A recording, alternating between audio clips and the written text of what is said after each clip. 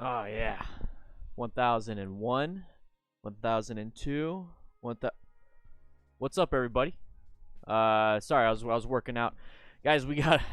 What? Why didn't anybody tell me? Where's rookies? Get over here, guys. We're gonna be having a lot of fun today. We're gonna be going over some motorcycle crashes, I guess. I only got to work out one arm. Whatever. Anyways, we're gonna be going over some motorcycle crashes. We're gonna be going over some things. This is the gym. This is the firehouse. So welcome to the firehouse. But let's get back to class. How come nobody? How come nobody told me? How come nobody told me what was going on?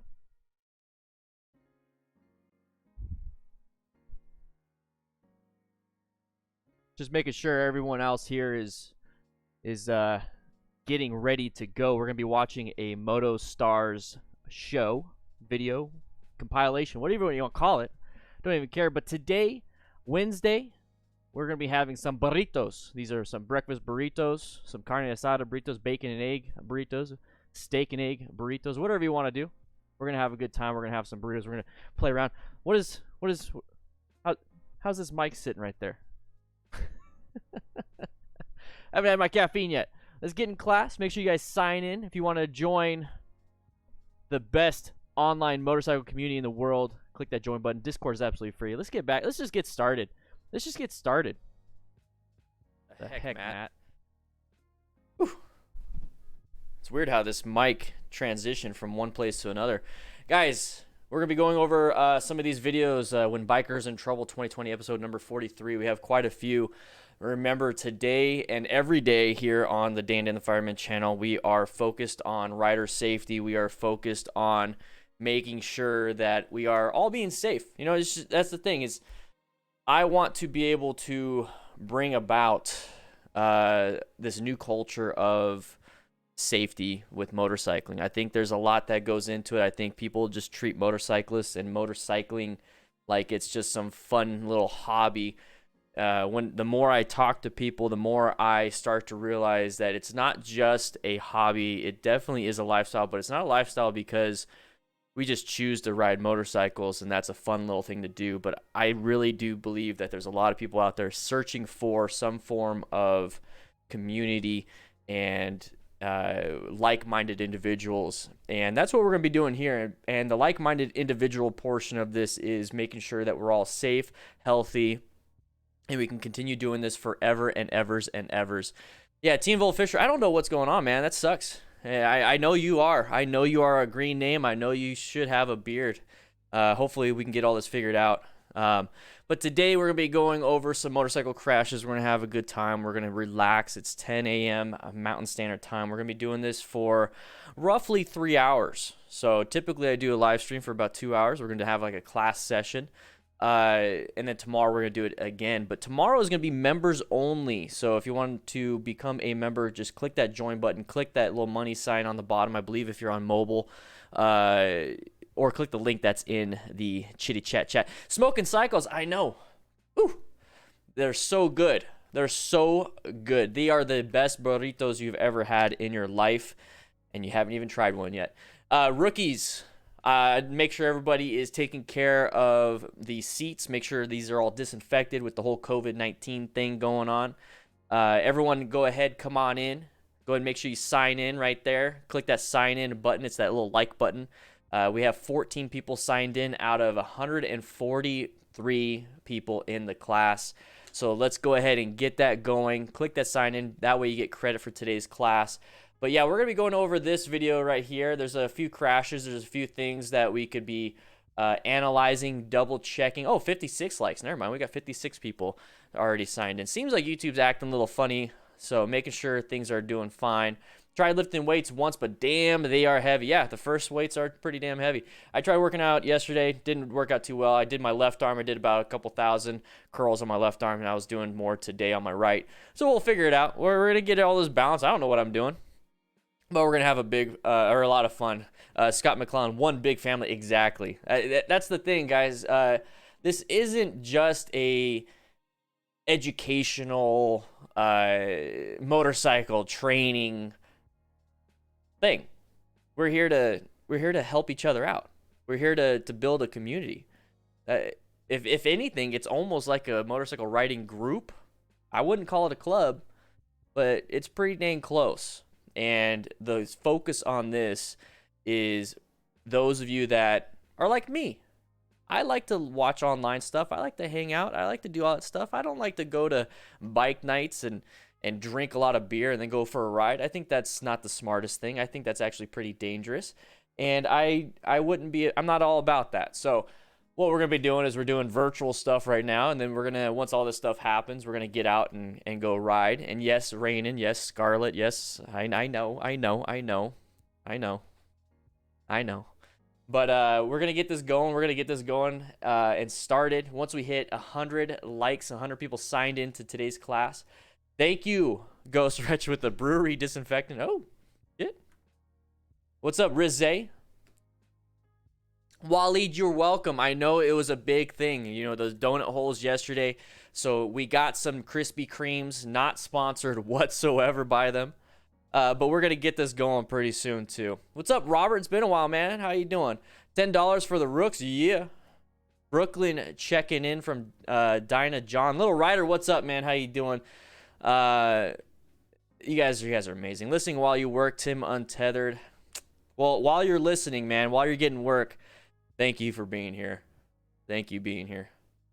Anthony, the culture just got to change it. It's not like, hey, I think the culture is like 100% bad. I think there's a lot of good things when it comes to what's going out there. A lot of people are riding, but I think it's been encouraged that being unsafe. I was just driving 2 days ago, and I saw just locally here somebody that was on a sport bike, no gear except for a helmet and gloves, like we typically see. 100 likes, nice. We're gonna get going pretty soon.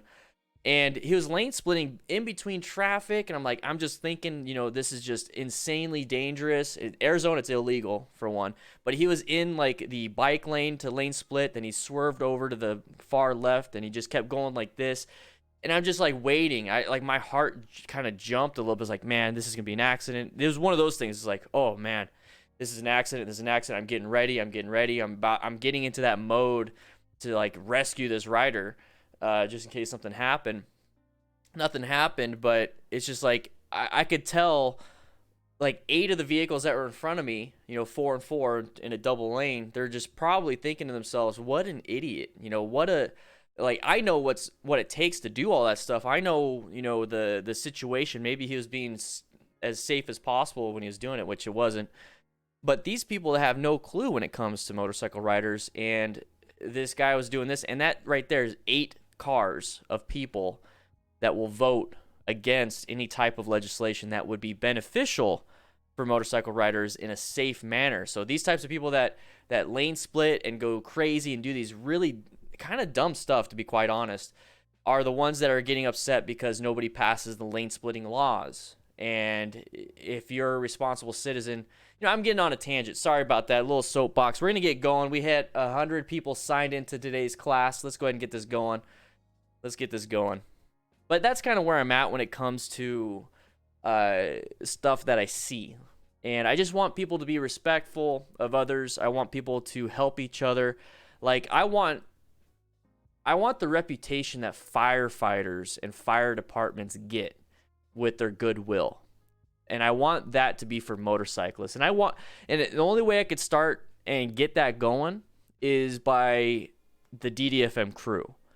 So wearing the shirt, whatever. I mean, the uniform is badass. I'm serious.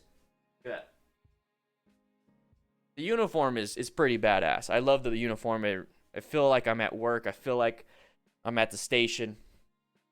But when somebody, like somebody gets hurt and a motorcyclist pops in and is like helping out, it's now that culture of word of mouth is like, wow, this motorcyclist I never would have thought came to my aid. And then the motorcyclist, shares, a little bit of information, and then like maybe 10 people do that. It's like infectious of how much goodwill motorcyclists are bringing it. And I want to be able to jumpstart that. Does that make sense? I want to jumpstart that. And that's what I'm trying to do here. This isn't just an educational channel. This isn't just Dan the Fireman, putting on a show and creating some weird thing, and it's just all educational. No, it's like we're creating something big. All of us are. All of us are creating something big. And I need your guys' help. I mean, when I see that I can reach a few people and they're like, man, you saved my life, or man, like, your tips are helpful. I want that feeling that I get for helping somebody. I want you guys to get that feeling because you help somebody too. And then it just kind of spreads. It just blows up. You know what I mean? Sorry about that. It's like a weird weird start to the day. It's a weird start to the day. We're going to get this going pretty soon. I just had some really good thoughts. You know what I mean? I got some really good thoughts this morning on my walk. My dog's doing so well. I took her for a walk this morning. It just felt really good. And I just started thinking about all the blessings you guys have given in terms of what we're doing here. And I just can't wait to give back 100-fold. I really can't. I can't wait. It's as a service-oriented individual, I just can't wait. Anyways, let's get to the beginning of this. All right, this is what you guys are here for. Once again, I'd like to say thank you to Moto Stars, Moto Lunatics, Moto Madness, Dirt Bike Lunatic, all these people that make compilation videos, because they allow us to go over and try to figure out what's going on. And this is the educational part, but then we can also talk about, opinion pieces on the culture itself. Once again, we are not here to talk bad. This is an after action review. This is, we are doing root cause analysis, basis on this. We'll figure out what happened. So if it was a low side, we'll figure out, how a low side typically happens, which is loss of traction. And then we try to figure out why the loss of traction happened. And then we just kind of figure out, this is what we need to practice. You know what I mean? We need to practice. We really need to practice this, this, and this. Who knows? It could have solved the problem or not. But the thing is, we know what we need to practice on.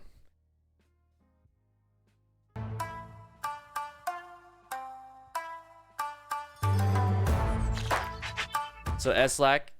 Yeah, so Dan, that's exactly what we were trying to do in the city as well. We were trying to talk to our traffic police to help them coordinate with motorcyclists. Most of us safety freaks get pulled up by them. Yeah, Arizona tried to do a tiered system with the licensing. We're trying to do lane splitting. We're trying to do a bunch of stuff. People are trying to get rid of the helmet laws. It's just we have motorcyclists within. I mean, we have a culture within motorcyclists that don't want safety. So I mean, it's like we're fighting against ourselves. We're fighting against the general public. It's just, let's become stronger than that. You know what I mean? Let's see what happens here. For an unknown reason, the biker behind just rode into another biker. Oh! Out of nowhere. Oh, he's on the ground. What's that? Oh, he's still on the ground. He hasn't moved. That's him right there.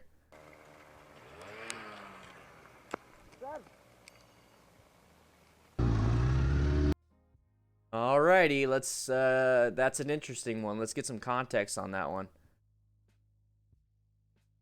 Okay. I was gonna say, this isn't the channel. Maybe you didn't want it to be linked.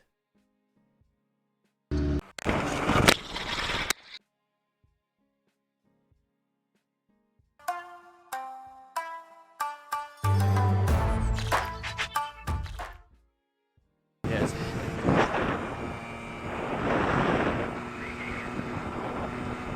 Checking mirrors. For an unknown reason, the biker behind just rode into another biker.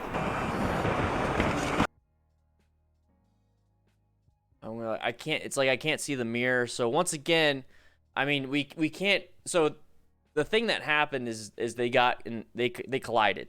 Okay, so group riding principles, being staggered, being aware of your surroundings, making sure that you're focused on the people around you when you're riding in a group. These are all things that are talked about in a pre-ride meeting if you have a good group. So group riding etiquette is very important. Group riding formation is even more important to prevent stuff like this.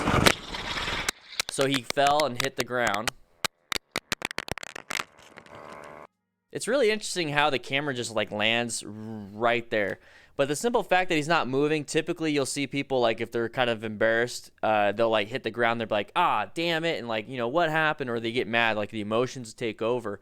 Typically when somebody stays still like this, more than likely he's either unconscious or just so shaken up, like there's a concussion. So he's not exactly alert. There could be a possible brain injury. When I say brain injury, I know like one of the first things that come out is, or the first things you think about is, oh man, his brain's all over the ground. He got impaled. Like it's like this crazy, thought, of trauma. That's not always the case. It easily could be just a concussion, which is going to cause some type of cognitive problems to where you can't function for a little bit, and then your brain kind of comes back to normal. It's like hitting the reset button on a computer. That's pretty much what happens. It takes a little bit of time to boot back up, but the impact is the button push to reset it, and it like shuts down. Then it starts to slowly pick back up, and then all the functions start to come up. And that's typically what happens with a concussion like this. And sometimes you come back better, like when you restart your computer, if you're having problems, you turn it off, turn it back on. But sometimes, you come back better. Like some people come back with like a talent of like piano music, but most of the time, it doesn't fix a problem. It can cause a problem later on, especially biological. I'm not going to keep comparing it to computers, but that right there is not a good sign. That's not a good sign right there. Shows some of these classic moves. No dancing right now. I'm still waking up. Yeah, Dole Dan agree. Yep, hiss, yep. Oh no, why do you guys think it happened? Why do you guys think that happened? Why are these people on the side of the road? Is he putting his phone away?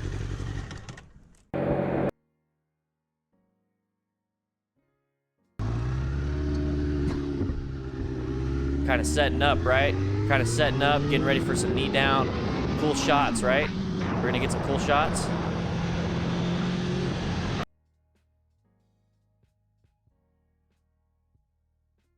There's his buddy right there. Yeah, there's that vocal minority, right? There's that vocal minority that creates problems in a lot of cultures, the subculture of the culture. How about we become a subculture of the motorcycle culture, but we are the very vocal. I'm fine with being a vocal minority. Let's be a vocal minority for good. How about that? We don't have to be a majority. I honestly don't want to be the majority. I don't want to cater to everybody. I want to just make content for the people that want to be safe, and we're going to try to grab as many new riders to be safe. What we're doing isn't going to change everything in 5 years. What we're going to do is we're sowing the seeds for a safer culture. That's what I want to get going. Yeah, too fast and break, sus, a photo shoot, ego. So, guys, when it comes to something like this, remember, this is a huge factor in terms of how safe, like how much risk are you going to take? Because in order to like look amazing, like we're going to, let's scroll back a little bit. What are we trying to do here? Are we trying to look like, who are we trying to look like? Are we trying to get our knee down, elbow down? Who are we trying to look like when it comes to this? We're probably trying to like look like the MotoGP racers, right? Like, the shots that are taken out at the track. We're trying to look like them. We're trying to look like a Rossi, right? When it comes to something like this. That's what we're trying to do right here. So in order to do that, we have to fake the amount of talent that we have compared to a Rossi, or are we showing that we do have the talent? So that's when you start going into the ego, risk versus skill. It's like if you have the skill, you can easily take these pictures and you can do this safely.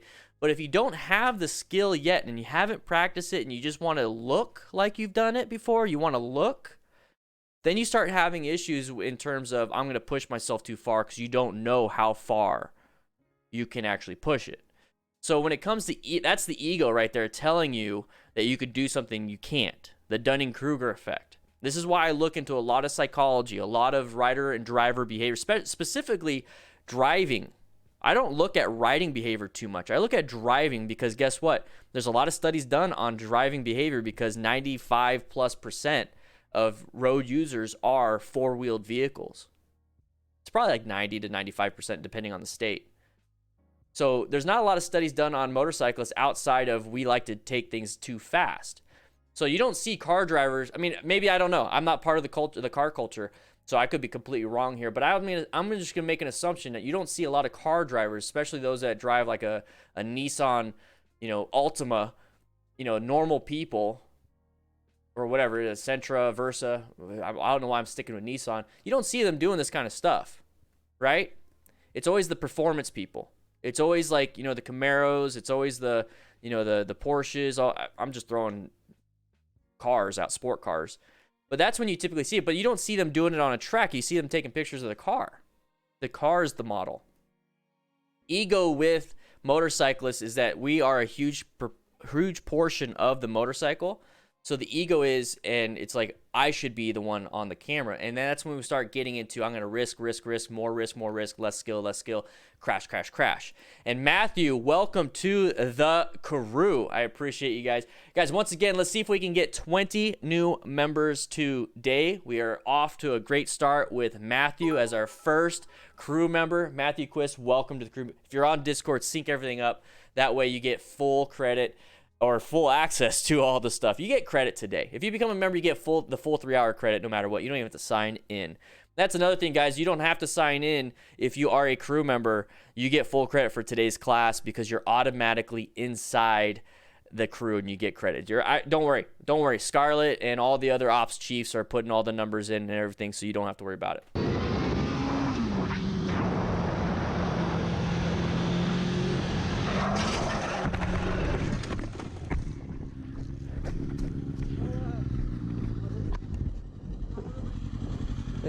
Digimonster, yep. Oh, I got a tailgater. The driver was in a great hurry, just tailgating and honking on the biker who decided to react strongly.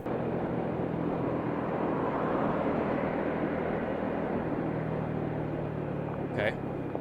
Non-issue. Get yourself some good line of sight. Move out of the way. Just move out of the way. No. What's up?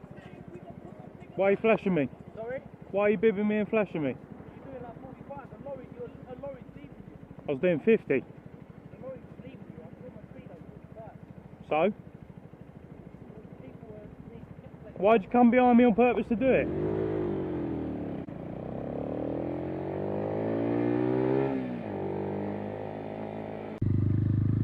So once again, I'm just going to let it play through.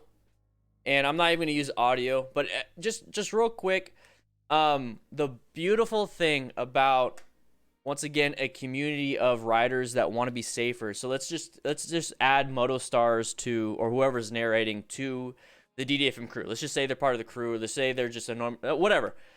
The comment, Brandon Michaels just joined Patreon. Awesome. Guys, if you join Patreon, you get the ebook for free. Just a quick heads up.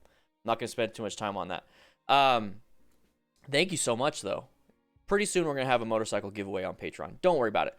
Anyways, the fact that they have a differing opinion than me, that is fine. That's what I absolutely love. If they have a different opinion, as long as they're respectful, as long as they're not, having issues and talking down to people, as long as it's a respectful discourse, and now we can learn what his ideas are, his point of view, my point of view, this person's point of view, this person's point of view, this person's point of view, and you all just kind of take it, crowdfund, or not, I keep saying crowdfund, it's crowdsource a cause and effect, how to be safer, and everybody's opinion is very valid. I'll listen to it. It doesn't mean I have to use it, but I'll listen to it. So I'll mute it real quick. So right here, okay, non-issue. Let them get in. Now move off to a position where you have good line of sight and a good space cushion. Since we are sitting here now focused on this driver, we are still in traffic. We could still get hit on the right. Let's say this guy takes off without looking straight or looking to his right and a vehicle comes up. Boom, you got hit. You got hit. And all because somebody pulled out in front of you. That right there, it should be a non-issue. It should not be anything. I want to see some non-issues in the chat. Guys, like, if this is not what you should be doing. Just continue on with your day. Just continue on with your day. Why are you flashing me? Sorry? Why are you bibbing me and flashing me? You're doing like 45. A lorry's leaving you. I was doing 50. A lorry's leaving you. I'm doing my Who cares? So? people need to get Why'd you come behind me on purpose to do it? Non-issue. Absolutely. Like, what did we gain from that? Take a quick look at this and listen. I finally bought one of those like kitchen cushion pads for. I'm standing. I got a standing desk. I finally got a cushion. It feels so good. What did we learn from that? You know, like what did we get out of Edgar? Welcome to the crew, man. Thank you. Look at all those non-issues. Love it. I love seeing the emojis. I really do, because it just blows up the whole screen for me. What did we learn from this interaction with the driver? Like nothing. Did we educate the driver? Did we get educated? Did we cause some type of, like, if you look at this driver and after they leave, aren't they going to think, man, motorcyclists are dicks, right? It's like motorcyclists are just, they're rude, they're mean, they have like this chip on their shoulder. You know what? Screw them, right? You know, screw them. Maybe the next interaction he has is going to be even worse or the same, and it's just, now you have like 4 or 5 interactions like this, and then like the next one, it's like, you know what? Screw this. I'm so sick and tired of this. I'm gonna you know, have road rage with the next motorcyclist, right? It could easily be that squirrel. It could easily be that, and we just created motorcycle riders like this created a problem for the rest of us. We're changing things out. Paul, welcome. Paul Martinez, how you doing? Moving on.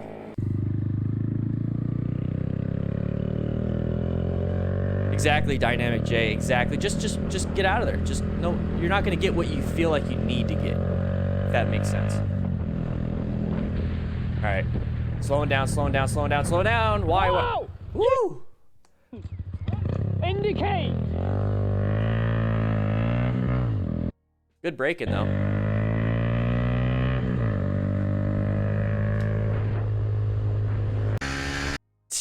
What's up, Matt?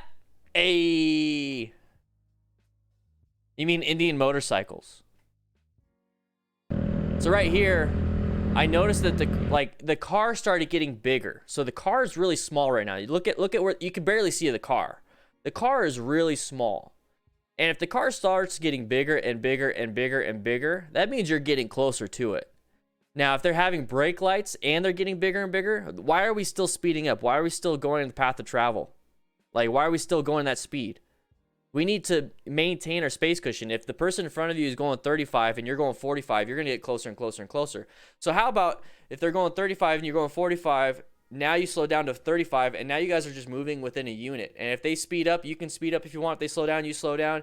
It's like it's like magnets, guys. Think about it like those magnets. So instead of having, you know, the opposite polar tracks, you know, have two north or whatever, two positive. There you go, two positive portions. Try to put them together. They're going to constantly be pushing each other.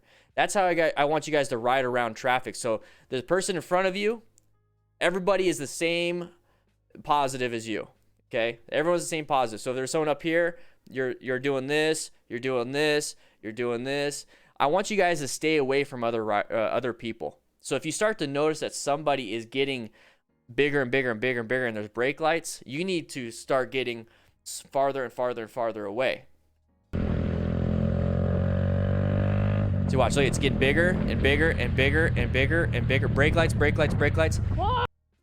We should have been in orange stage. The wah, that's his mouth is going into brown stage, but his body, maybe the ABS kicked in, maybe he did slam the brakes and the ABS is going. We don't know. Maybe he could be in brown stage, but maybe it's like a mixture of red and brown, which is actually diarrhea poop.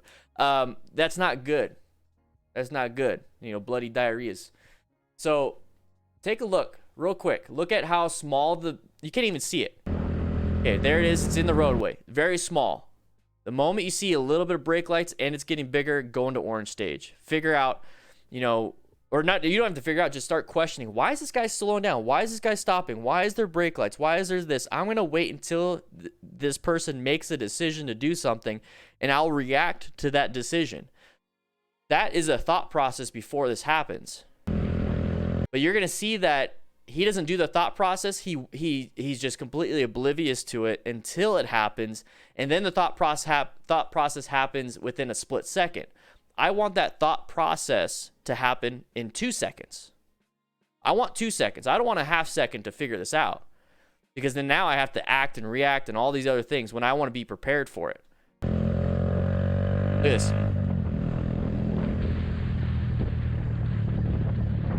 Whoa! Indicate!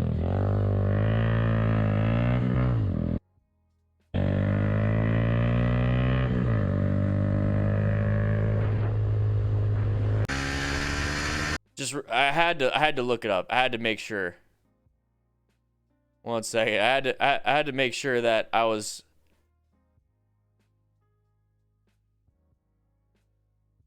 All right. Magnets. How do they work? So be an N. So I'm guessing that's north and south, positive, negative, whatever. I want you to be the red. I want you to be positive. I want you to be positive. Maybe we don't have to be negative people. Let's be positive. So you see how it's repelling each other? You see how it's repelling each other? If we have, you know, the north and south or positive, negative, they're gonna attract. We want repulsion. We want to be away from other people. So treat ourselves like everybody is an N or everybody is an S, and then we repel against them. Does that make sense? That's kind of it's a weird analogy, but I'll work on it. Or metaphor or whatever. I don't Is know. this situation that led to a huge quarrel?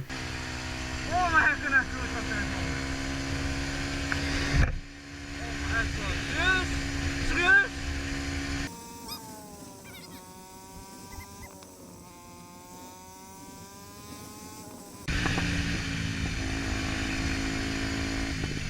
The N is positive. All right.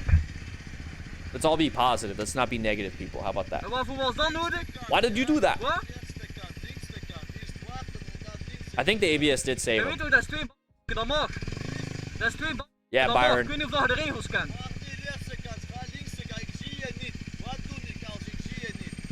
Uw spiegels gebruiken dan misschien. Dat doe je dan misschien. Oh, probeer een keer. Matt, can we go to the next? Probeer. Can we go to the next? Probeer. Yeah? Ik heb het lekker, vinden.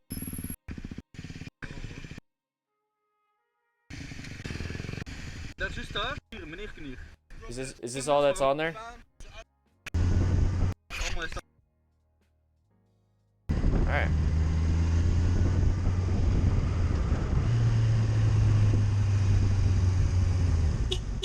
You were looking down, so you got surprised. You see how the horn? Okay. Zal niet de klote golf zijn.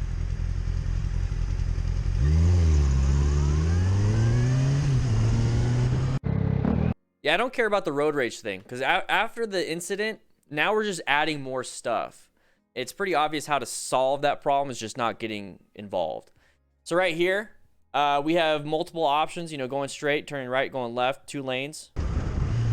Brake lights, okay. Why are we having brake lights? Well, it's an intersection. It's a red light, so we can't be going.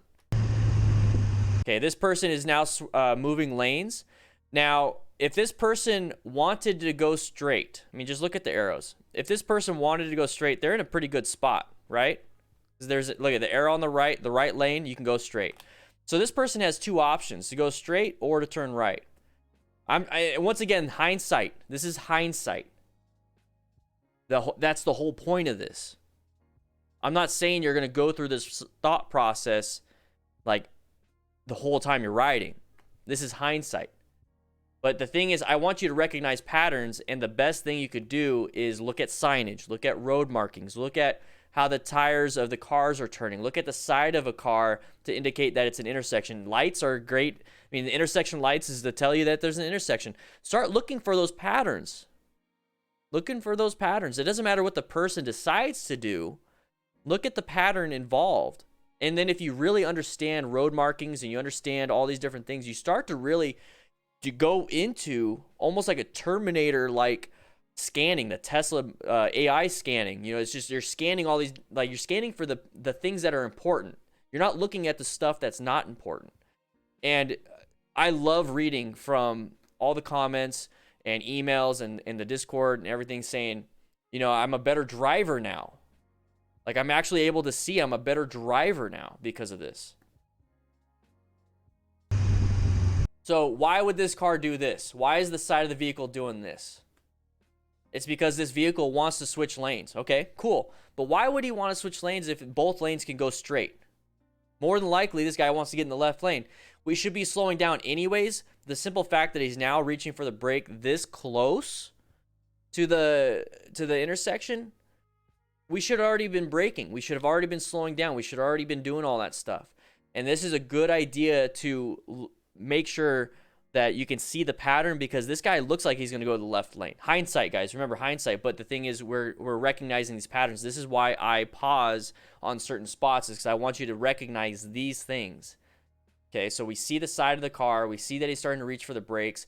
But he's reaching for the brakes because of the car, not because of the intersection. So there's multiple hazards in this. Yeah, I don't know.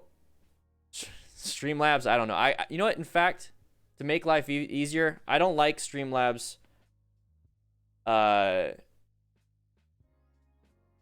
When it comes to that, I think we have good moderators. We don't need to do that stuff. Nope. Cancel.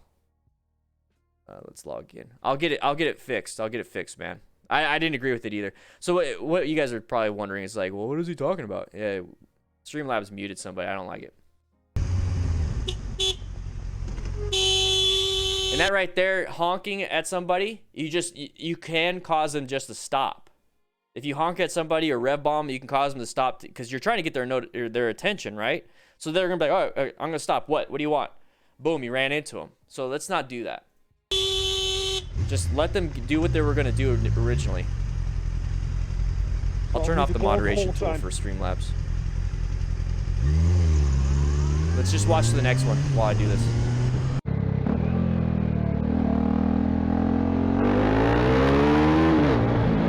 A stray dog runs straight under the wheels of this biker, which lead to a serious accident.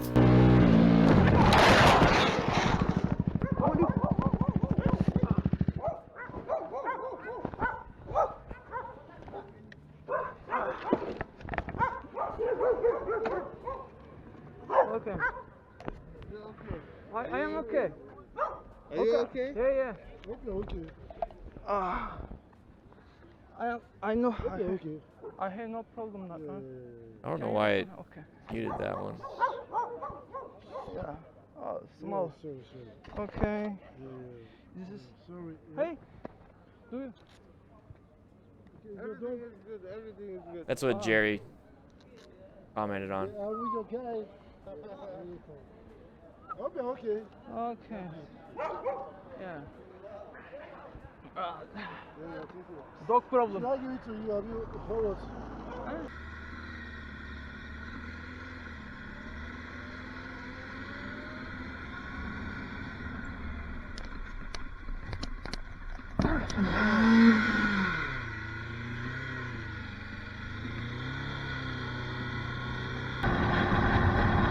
Yeah, let's go back. I was getting distracted.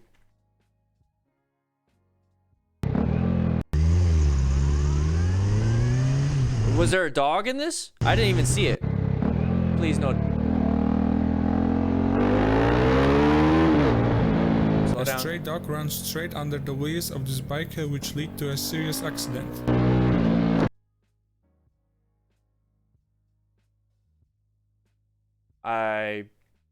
Wait.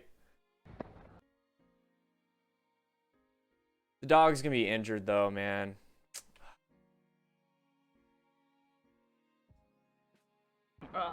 Damn it. Dog problem. Should I give it to you? Have you followed? Okay, a little bit of rain, or the road looks a little wet. Okay, there it is. There it is. Braking. Handlebars are turned. Look forward. Look forward.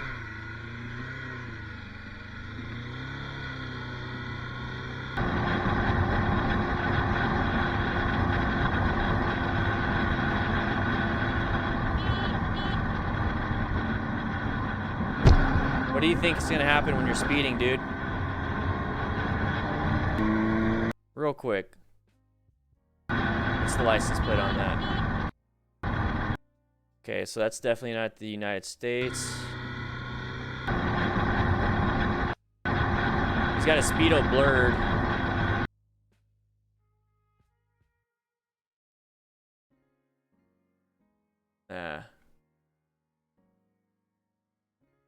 I think that's kilometers. I'm unsure if that's kilometers per hour. I want to say it's miles. This is UK? I don't know. Because now he's going 62. And it's like 62 kilometers per hour is not very fast for an interstate like this. So like my assumption is miles per hour.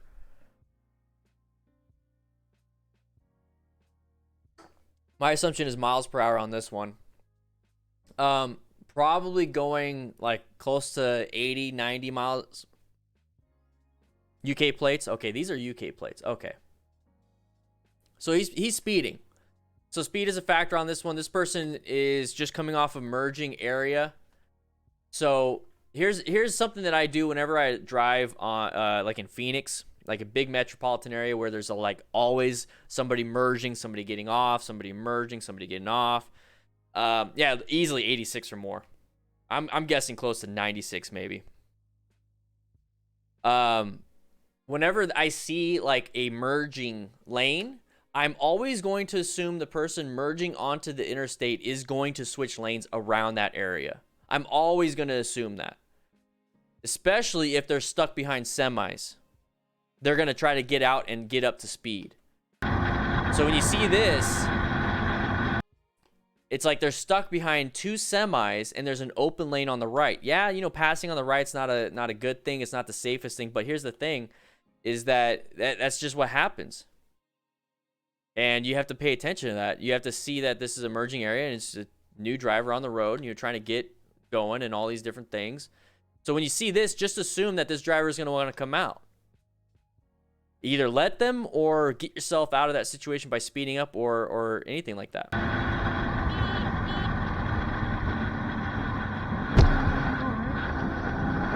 What's up, Jeremy? How you doing? Yeah, I always assume that. Always. Good swerve. Had to do what you had to do. Non-issue. It happens all the time. Sunlight. Watch out behind you. I don't know what's going on behind you. Okay, four-way stop. Sun in the eyes. That could be a factor in whatever's happening. Good job on seeing it. Good job on seeing it. You don't have to pass, though.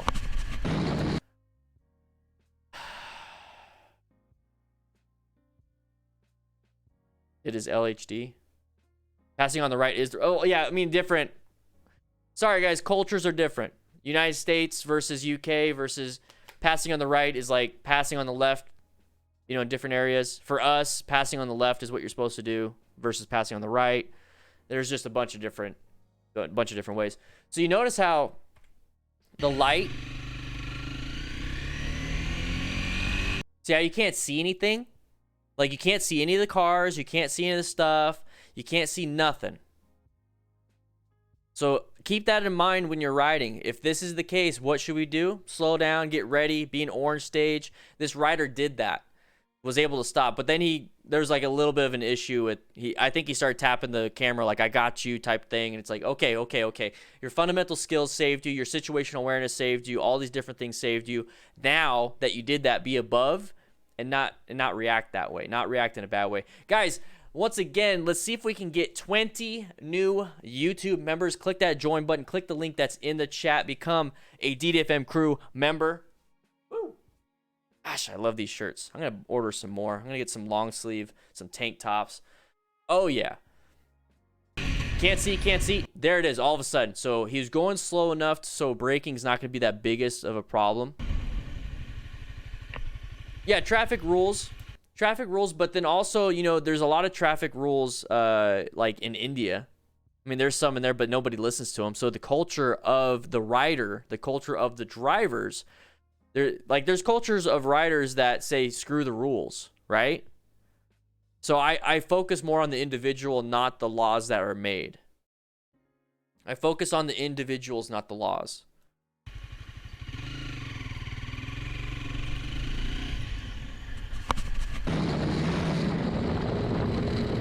Three motorcyclists were involved in this accident. One of the bikers tried to change the lane in such a way that he probably didn't give a chance to react to another biker.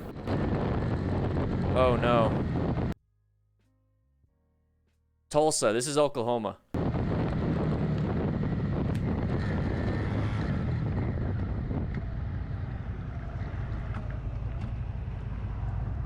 There's string speedos though, Paul. Careful with this, guys. Okay, there's already EMS on scene. You're good, man. There's police. You might just help and then kind of go away.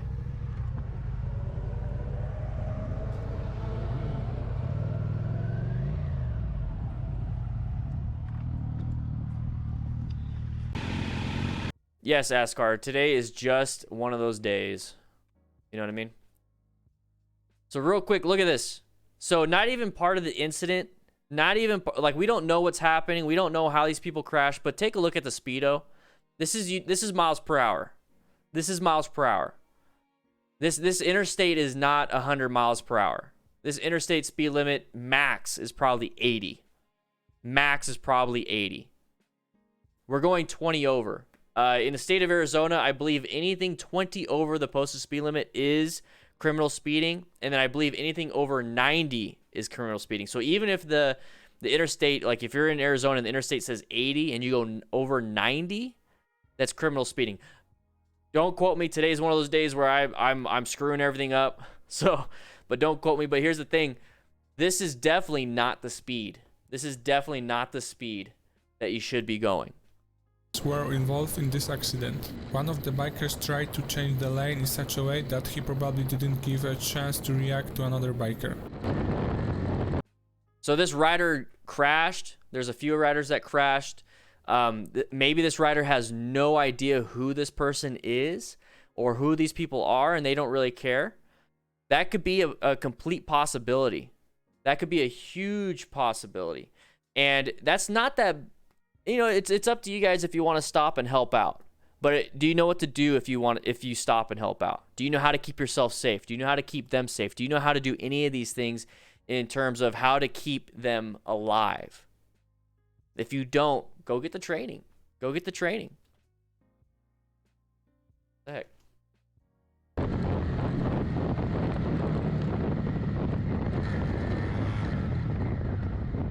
I've seen an 80. I've seen an 80.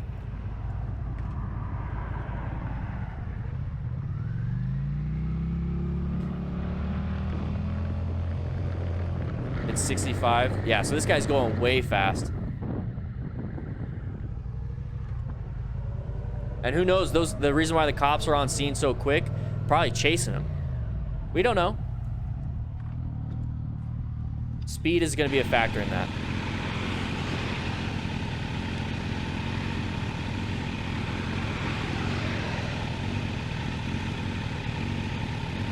Yeah, Edgar, that's... in order to be on the Discord, you have to verify with a phone in order to chat. We are Discord partnered. It's one of the authentication things to have a Discord partnership. So that's kind of what it is. We don't collect the number. We don't have the numbers. We don't have the numbers. AJ Stone with the super sticker. Keep it up, bro. Woo. Uh-oh, uh-oh, uh-oh. Oh, beginner mistake. It's okay. It's all good.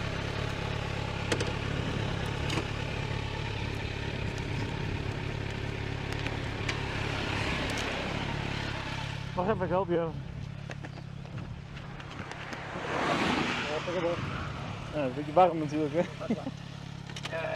Careful so you don't get hit yourself. Definitely not riding shoes. Definitely not riding shoes.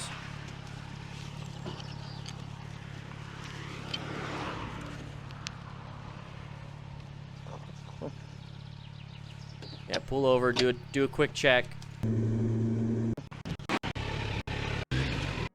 So tight turn from a stop. This is a lot like how a beginner rider typically goes. So be sure, guys, be sure to practice your tight turn from a stop. Practice your throttle control, primary controls, which is, you know, throttle, clutch, braking.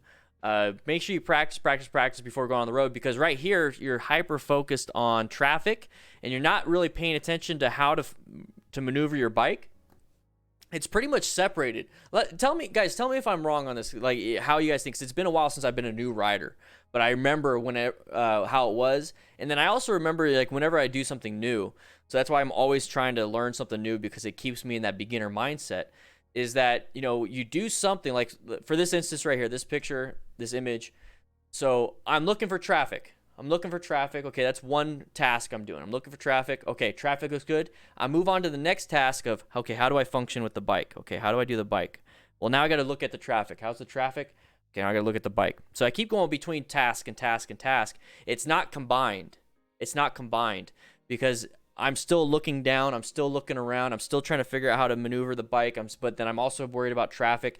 So now when it's time to, I'm looking at traffic and I'm going to try to go, I'm not focused on the handlebars, I'm not focused on the primary controls. Boom, I stall, I look down, oh crap, what happened? Oh crap, and I fall down.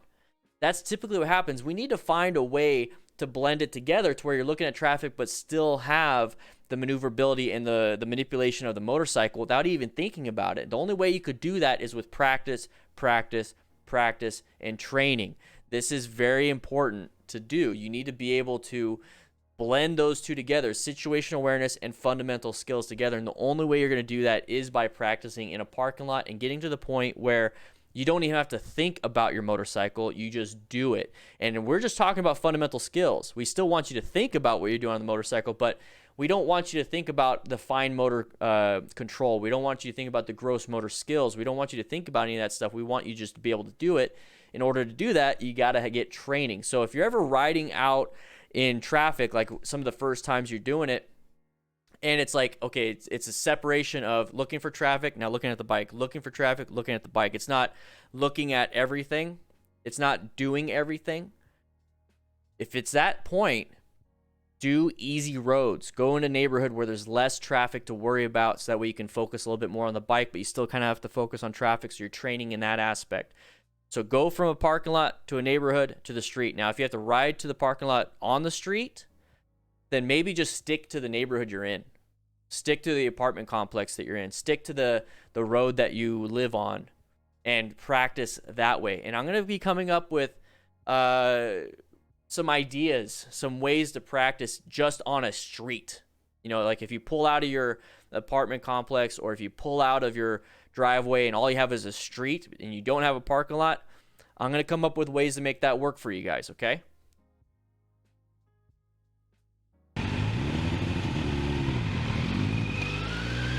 That right there was possibly a stall, and since it stalled, it jerked him up. It could have been him applying a lot of brake pressure, but it could be a stall, and it did that, and it's going to mess you up when you have those handlebars turned.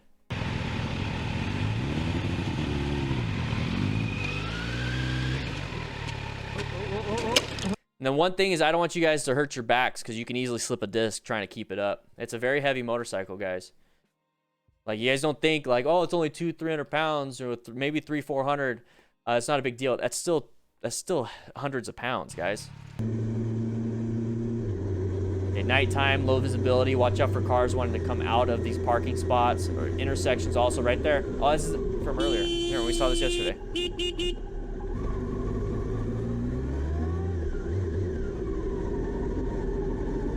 All right, we're gonna move on to the next one, guys. We are almost 1 hour into the 3 hour. Guys, we're going to do 3 hours.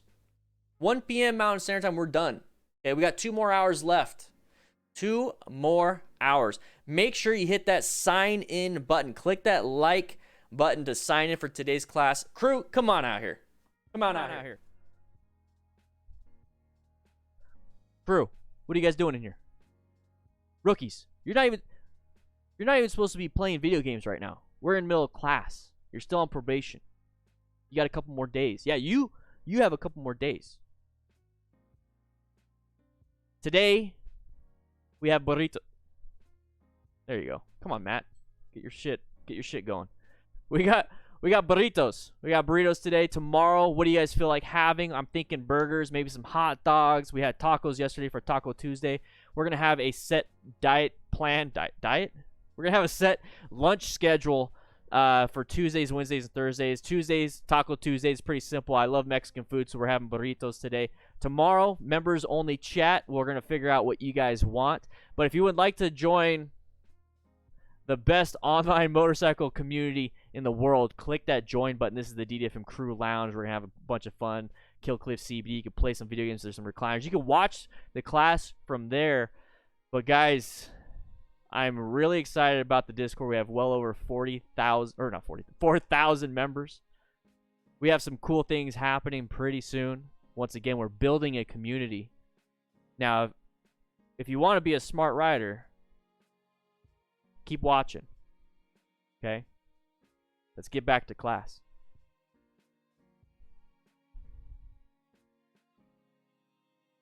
Ooh, barbecue rib. Guys, barbecue sounds good. Have a barbecue. Have a barbecue.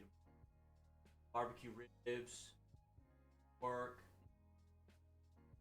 Yeah, pork. Oh, pizza. Woo-wee. Can we just have like whatever it is you guys want? How about that? Oh, barbecue. I see lobsters. Yeah, we usually get some dislikes. It's not a big deal. Not a big deal. It's all good. It's all good. But guys, remember, once again, this is not just an educational thing. Based organization here. It's a firehouse. We're all family. I was thinking about it last night while eating some Cheez-Its and some popcorn, having a very bad diet myself. I honestly do miss the camaraderie, the familial feeling when it comes to firefighting. So that's what we're going to be developing here. And there we go. Now we have voice. Now we have audio. A little bit better.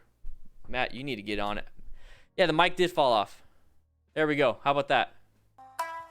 Let's get back into it. Let's get back to it.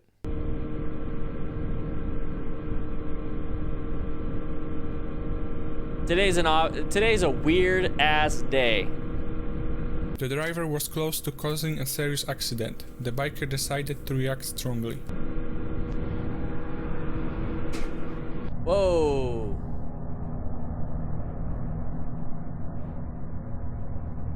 What?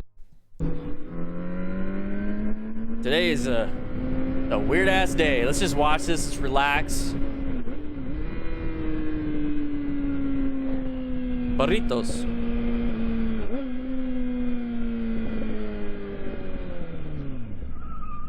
What's up, noob? How you doing?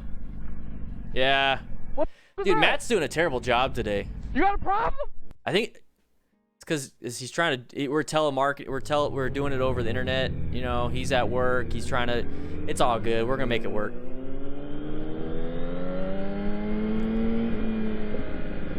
Let's eat the people. We're just gonna keep playing this one because it's kind of dumb.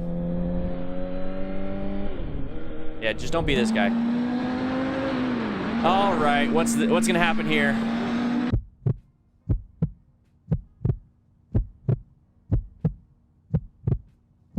Ah.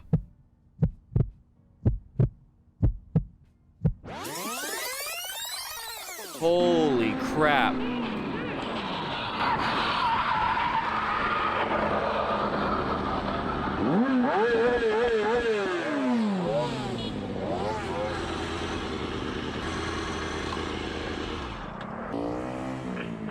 Yeah, go for the bike. Don't worry about your buddy. Go for the bike. See what I mean, guys? See what I mean? Hey, he good? Hey, help me. Hey, we're gonna wait. It's on the curve. We're gonna have to. 1, 2, 3. Whew, that shit's good. Back it up a little bit. Back it up. Gear. That's in gear.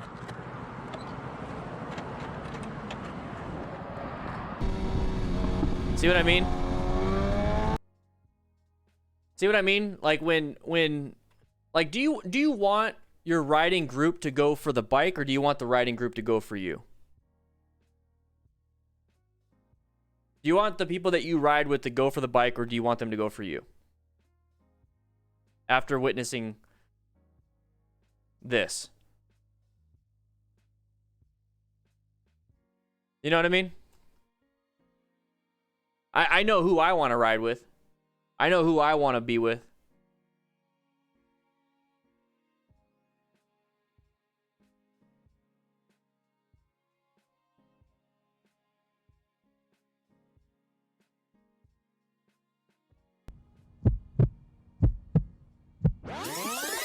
So now we're going to watch it.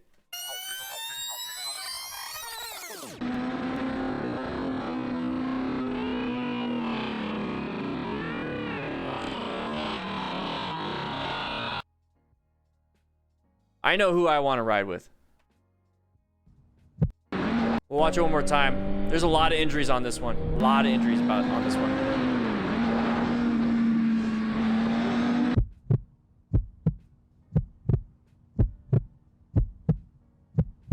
Ankle, knee, hand, face, arm, every single, his back now, his hips, his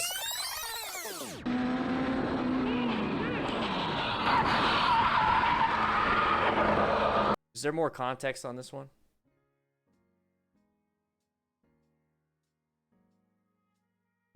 Here and now. All right. 私のバイクは速く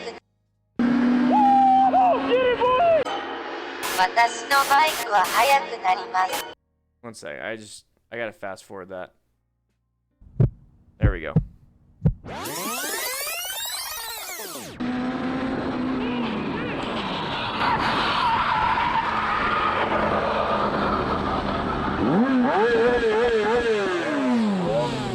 Let's see if we can get 20 new members today. We're at 2 members, 18 more. Let's get it going. Click that join button, everybody. Let's do it.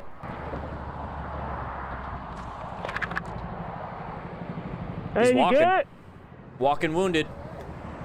Hey, help me. Oh. Hey, we're gonna wait. It's on the curve. We're gonna have to. 1, 2, 3.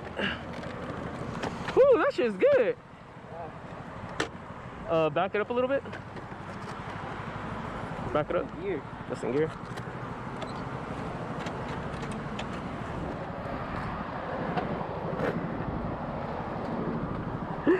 Protection for the bike, though. Look at that. That's a good learning lesson right there. Get protection for your bike.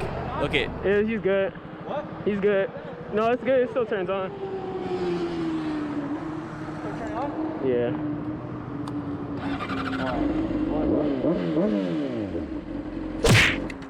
Let me see. He's good. All right, so bike's okay. Thanks, bro. How's the buddy though? How's his buddy? That's my first concern. You alright? Yeah, good, bro. You wanna wear my jacket? Huh? You wanna wear my jacket? Yeah, I need to wear something on top. Huh? Yeah, let me wear it. Yeah, I got you. Damn, this shit's kinda. Hey, it's still good. It still turns on. Look at the helmet. Look at the helmet. Look at the helmet. That's your face. That's your face. Wear gear, guys. Wear gear. It doesn't. Here's the thing. It doesn't matter who they are. It doesn't matter if it's a stunt crew. It doesn't matter if they're risky or reckless. I don't care about that. I care about you guys. Now, you guys are wondering, why should I get gear? What type of gear? Should I get a half helmet? Should I get a 3/4 helmet? Should I get a modular helmet, but keep it up? Should I get a full face helmet? What kind of full face helmet? What kind of gear should I get? This is why you need gear. It doesn't matter if they're reckless. You could crash by hitting a pothole and doing what happened there. You can crash and get hit, like you can hit the side of the bumper of a car accidentally. There's a big tree branch in the road, you flip over and you start tumbling. All that stuff is the same kind of mechanism as what happened here. So I don't care how it happened. I care about the body's progression through the incident and how we can protect the body through a crash. So typically you don't see a lot of really safe riders doing this type of stuff So a lot of people don't think it's necessary. A lot of people don't think you need a lot of gear. They just see a bunch of really decked out riders. They crash, but they don't post it online because the culture of stunting and the culture of reckless riding typically involves crashes, which typically involves not a lot of gear, which typically involves getting shown on YouTube. The vocal minority, right? The vocal minority. The vast majority of people are focused on somewhat of safety, right? Or at least not posting it online. This is a great example of why you need to wear gear. It saved his head. It didn't save the road rash. He probably has bruised bones, maybe a torn muscle, maybe sprain here, maybe sprain there. Could have this and this and this, but look at his head. So all of you guys that think, I'm just saying all of you guys. I'm not saying everyone here. Anyways, phrasing. If you feel like you don't need a helmet, take a look at this. Take a look at this. And don't be like, well, I'm not going to stunt. It's not going to happen. No, a pothole can happen. A tree branch can happen. A car can come out of nowhere and you hit a curb can happen. Your head's still going to do that, whether it's stunting or not. Damn, this shit's coming. Hey, it's still good. It still turns on everything. I want to see his arm, though. That's right there. That discoloration, that's just being shown because it's immediate. I want to see what it looks like the next day. That right there is first-degree road rash. It's painful. It's a really bad sunburn, like really bad, like an immediate. It's not like it was gradual, like a normal sunburn. That's immediate and painful. That is getting closer. That little tear. That's the top layer, the dermis. It's more, or even a little bit more. That's closer to second-degree road rash, and that's painful too. That's when your nerve endings are exposed. No, it's good. You alright, bro? Yeah, I'm good, man.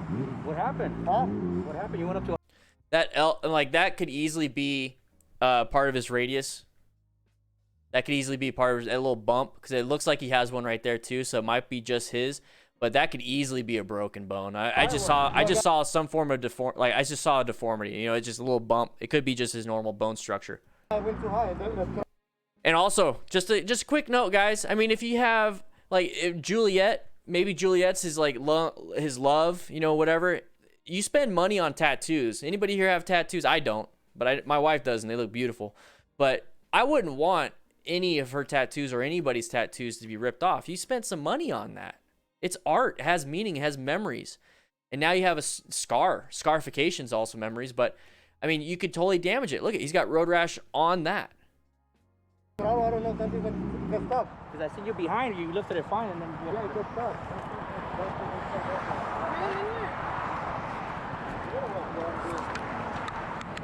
Alright, bro, guys. So the homie's alright. I hope it's okay. He seems. So that's that learning lesson. That's what I take away from these videos. I don't take away, guys, don't do this. I mean, it's obvious, don't do it. And I don't recommend it, but if you choose to do it, wear full gear and do it in an area that's safe. Okay?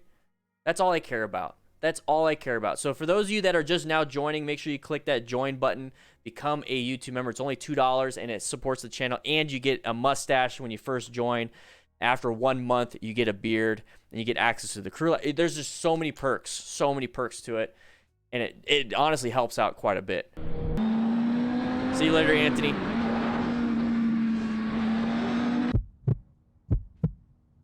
All right, we're gonna move on after this one.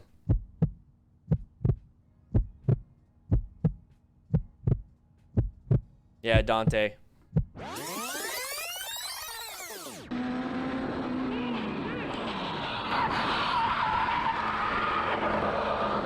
If that was no helmet, we'd be scraping your face off the ground. Gordon, she's doing great. You see Archie?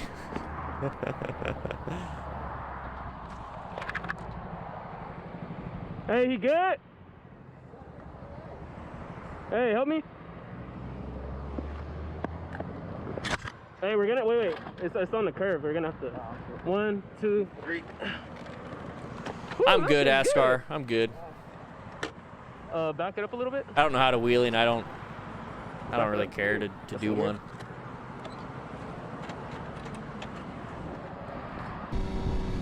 All right. All right, gap This spotted. driver was terrified by the biker's ride, so he decided to talk him at the next intersection. Dude, you just did 112. You did 112. This is gonna be bad.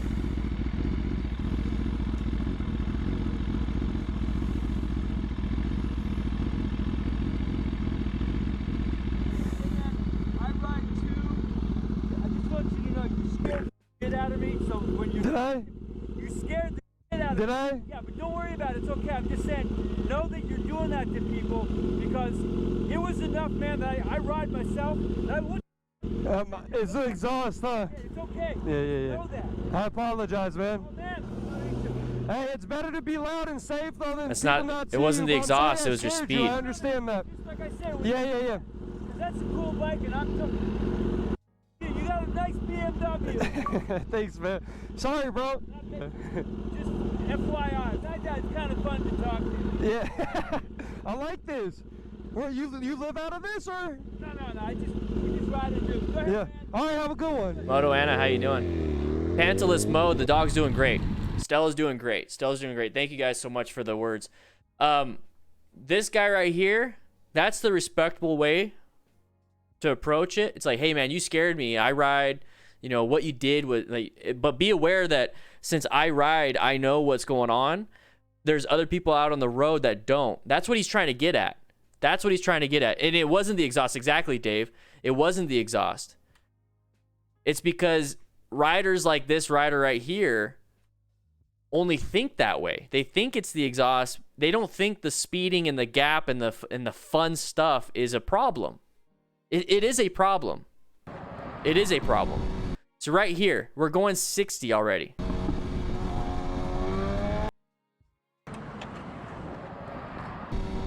I want to see what's happening before. I want to see what's happening before this. I need more context on this one.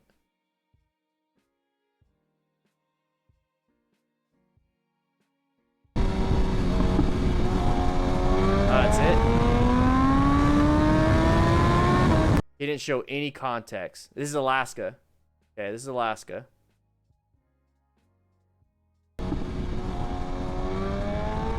This driver was terrified by the biker's ride, so he decided to talk him at So, I mean, we're going 100 easily. And this is after he's already starting to slow down. So, this type of stuff right here scares drivers. This type of stuff scares drivers.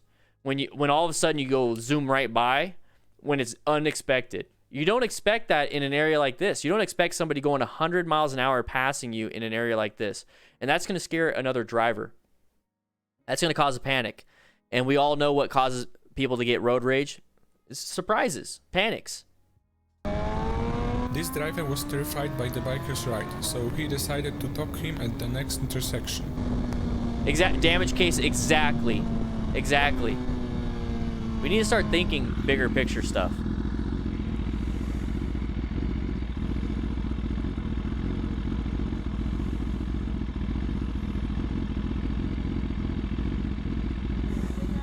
I ride too. I just want you to know you scared the shit out of me. So when you scared the shit out of me. Yeah, but don't worry about it. It's okay. I'm just saying, know that you're doing that to people because it was enough, man. That I ride myself. And I would. It's the exhaust, huh? It's okay. No, it's not. Know that. I apologize, man. It's not the exhaust. Hey, it's better to be loud and safe though than people not see you, but I'm sorry I scared you. I understand that. Just like I said. Yeah. That's a cool bike, and I'm. Dexter, welcome to the Discord. BMW. Thanks, man. Sorry, bro. Just FYI, that guy's kind of fun to talk to. Yeah. I like this. Where you live out of this or? No. We just ride and do. Go ahead, Yeah. man. All right. Have a good one.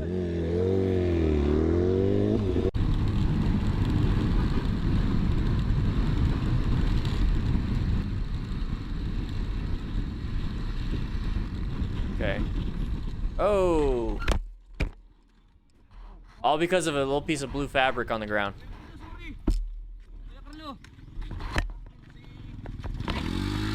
Whoa!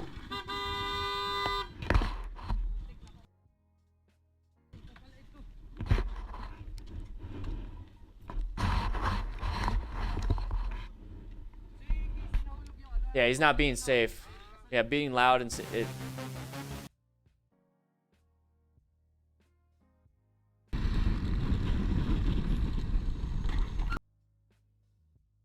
All because that little piece of blue. That's like a hat. Either that or this guy was turning.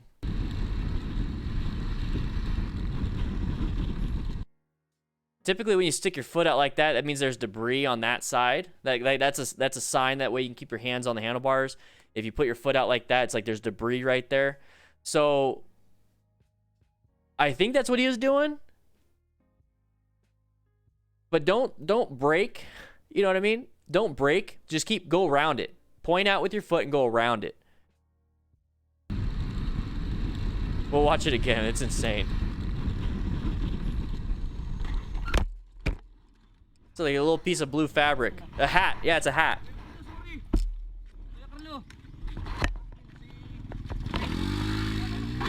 If you think you can't loop a scooter... David Camarena! Welcome to the crew. Welcome.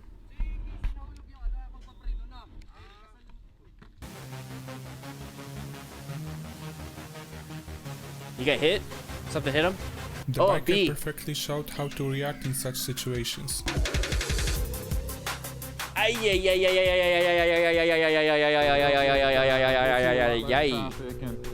Freaking, what the heck? Ah! God, I hope that thing is out. Jesus. David! I don't know what that was, but it was big. Ugh. Pull over. Right in the neck. I think it might have fell in between my, man, I need to pull over. Yep. God, give me a spot. Give me a spot. Do it. Come on, Safe. Come on. We'll go right here. This is good. Nobody's behind us. Oh my gosh. Well, I don't know what kind of bug that was. It looked like a bee. Get off of me. Exactly, Rob. Oh, shoot.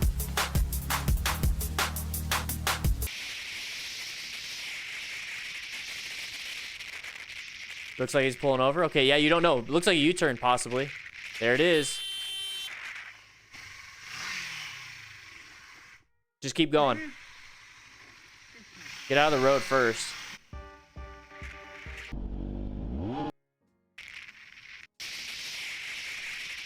Okay, so real quick, if this person was going to pull over, they would have done it in a safer spot. Now, let's scroll back even further. Do we know what this guy's doing?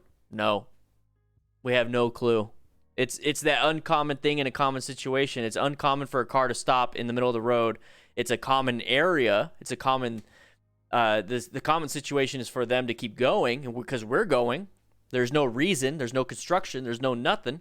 So it's uncommon in a very common situation. So we don't know what's happening. We go into orange stage. We go into orange stage, we figure out what's happening, why this is happening, and then when they do it, end of story. Let's not pass people. Let's not do anything until we know for sure. If we know for sure that they're stopping, let's pass. If we don't know for sure they're stopping and they could do a U-turn, they could hit reverse, they could, all of a sudden get out of the car and flip it over because they're super strong. We don't know. We have zero clue. So wait until you do know.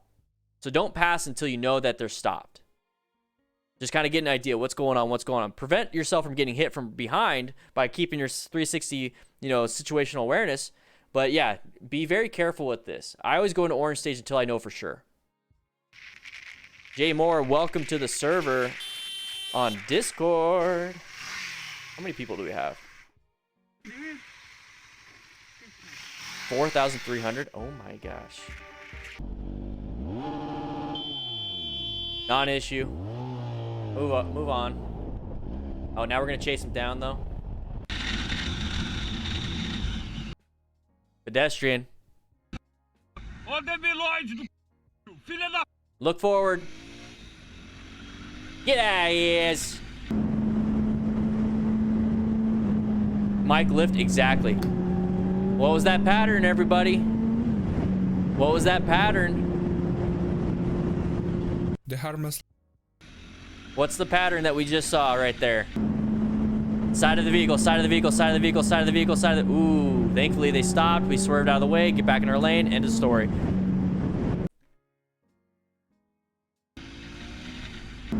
Side of the vehicle, side of the vehicle. Guys, this is what I'm talking about. Look at that image.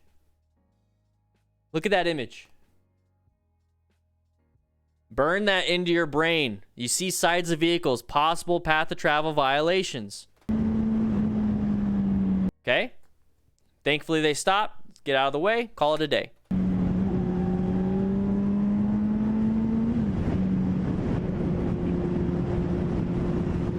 The harmless looking fall ended up pretty bad for this biker. Firefly. You okay? It's a DDFM crew member right here. Yes. Okay, you're okay. Are you okay?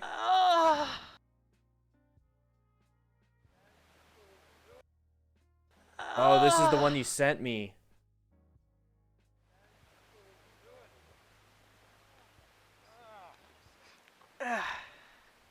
There we go. Good, not good? I'm not feeling too hot. Not feeling too hot? Yeah. What's your name? What is it? Yeah. Great. You know where you're at right now? This biker decided to explain the completely incomprehensible driver's behavior. What? Incomprehensible driver's behavior. This biker decided to explain the completely incomprehensible driver's behavior. Yeah, that was a little weird. I'm trying to think of why. To explain the completely incomprehensible driver's I was gonna say, it's like they're not turning into this driveway. behavior. Sorry, how you feeling, Firefly? How you feeling?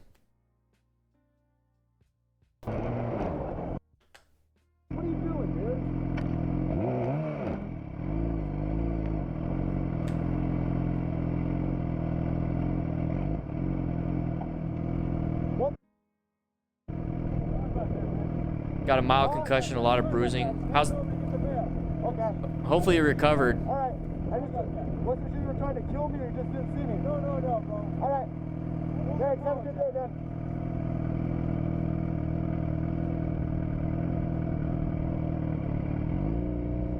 man. Probably looking at their phone. So real quick, like you see neighborhoods like this is where I live in a neighborhood kind of like this.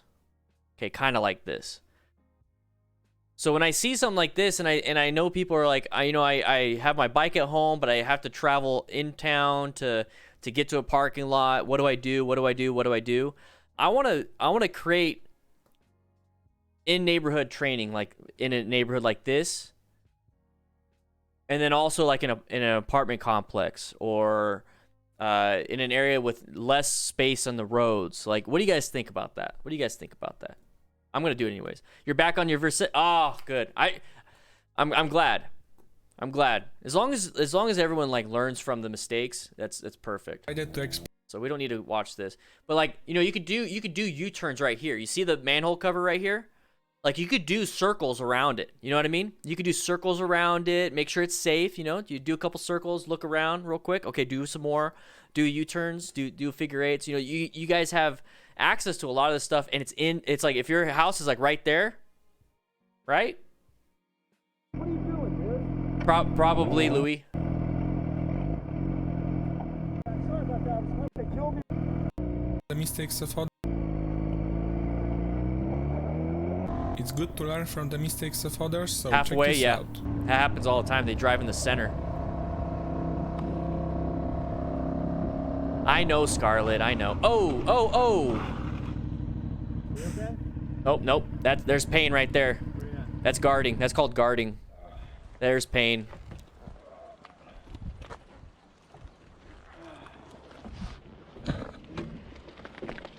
There's pain right there. Worry about your buddy. You alright, man? There, good. I like this guy so far. Okay, so he's noticed he's walking wounded. What did I tell you? He's talking, so. Okay. I like this so far. He's bleeding. Well, you get lacerated from those guardrails. That's a lot of damage. me see you. Let me see you.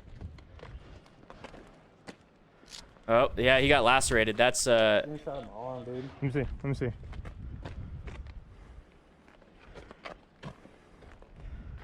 Is there anything broken? I don't think so. Can you feel? Can you move your fingers? Yeah. I want to see it. Oh, dude. All right. You all right? Here, I got a rag. Probably put something on it. Yeah.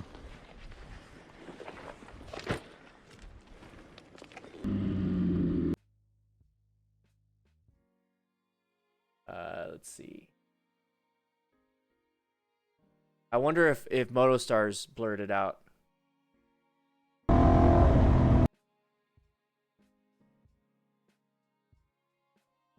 Yep, MotoStars blurred it out. All right, cool. Let's watch it.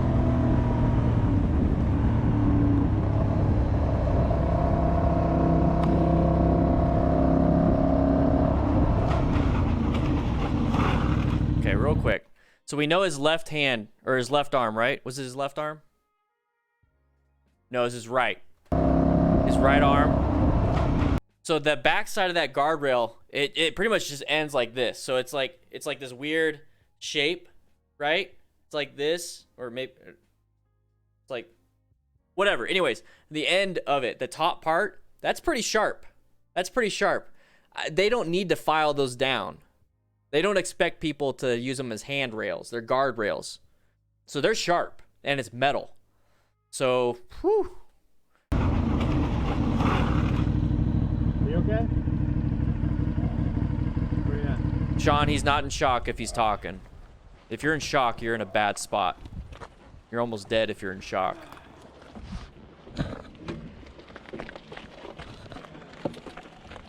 There's different kinds. Hypovolemic, neurogenic, You all right, septic. man? What did I tell you?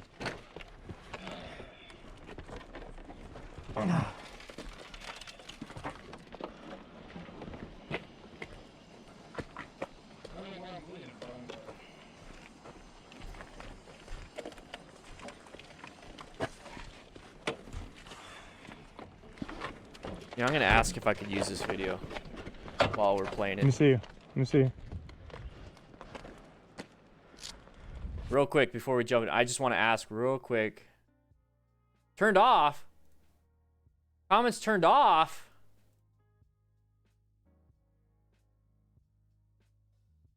Okay, I'll let it play. Sorry guys. See if there's an email. Nope, no Let me see. email. Let me see.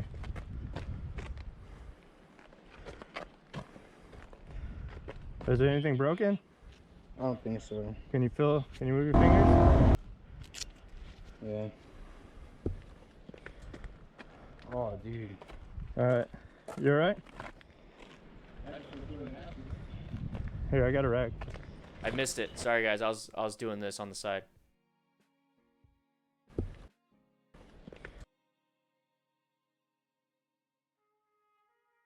Scarlett, what do you think? What do you think? This video is getting demonetized, guys. I'm gonna tell you right now. This video is getting demonetized. Holy crap. That's how sharp metal is. That's how sharp that metal is. With enough force. I'm leaving it on. I'm already demonetized, so might as well do it. So I just want to say thank you to my YouTube members for making this possible, because if it wasn't for you guys, I wouldn't be able to do these live streams. I would have to do something that, you know, was PG friendly. This is why you need medical training. This right here is a full thickness laceration. That's a full thickness laceration. He needs to go to the urgent care. I don't think he needs to go to the hospital. He might need to. They might refer him to the hospital. I have a feeling he needs to go to the hospital. Yeah, treat it as if it's broken. I think he needs to go to the hospital. Like this is like almost beyond an urgent care unless you go to a really good... Daniel P, thank you so much, man. You guys don't have to. kind of messing around. But thank you. It is going to get demonetized though. So Daniel P with the $2. Since it's demonetized, have this. Thank you so much, man. I really do appreciate it. I really do. But yeah, this is a full thickness laceration. He's going to need stitches in order to prevent, or in order to help healing. He's going to have a scar. It's going to prevent having a massive scar with really good stitches. But he's going to need that cleaned out. He's going to need that get going. And this is the reality of it. This is the reality of it. Ooh. Let's watch the crash. We'll watch it all the way through. Move on. Yeah, you can easily have...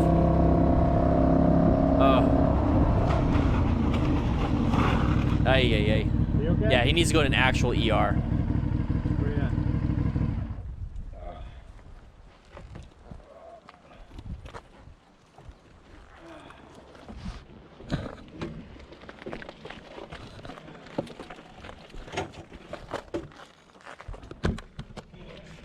Yeah, he needs to get a lot right, of man? stuff checked. He could have a blood disorder with the injury. What did I tell you?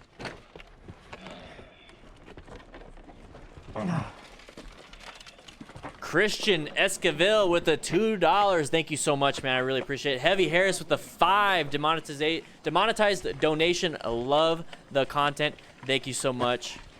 Erase613 became a rookie, a member, everybody. Woo! Just getting ahead of it. Just getting ahead of it. Let me see. Thank you so much. What kind of bleeding do you think? Venous? Let me see. Digimonster! anything Woo! broken? Because this matters with the Can you 20 can you move your bomb. fingers? Thank you so much. Paul McLean can't demonetize this. You guys are too... No more, guys. You guys are insane. No more. All right. No You more. all right? Thank you. You guys are insane. Here, I got a rag. Yeah, you need to cover that up. Probably put something on it. Yeah. Yeah, a ton of veins were cut. Well, here's some water. Come here. Come kneel down right here. Yeah, clean it off if you can. Just real quick. you It okay doesn't with really... blood? I'd rather not look. All right, well, don't look. Don't look. It's gonna sting a little bit, but you're gonna be okay.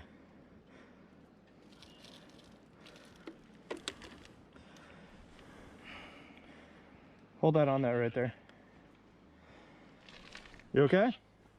Yeah, dude. All right. Want to drink some water? Take your helmet off? I'm good. Let me get a look at your bike. Wash off the rest. No, wash off the rest. Fucking knew it, dude.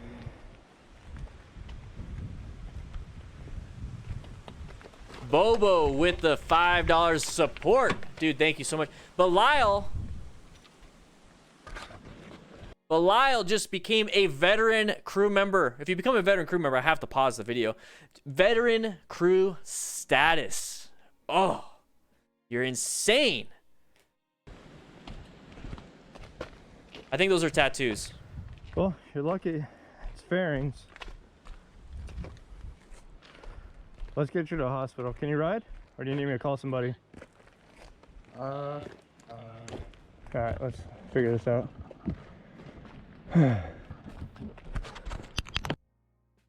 So, hey, look, vitals. Okay. So real quick.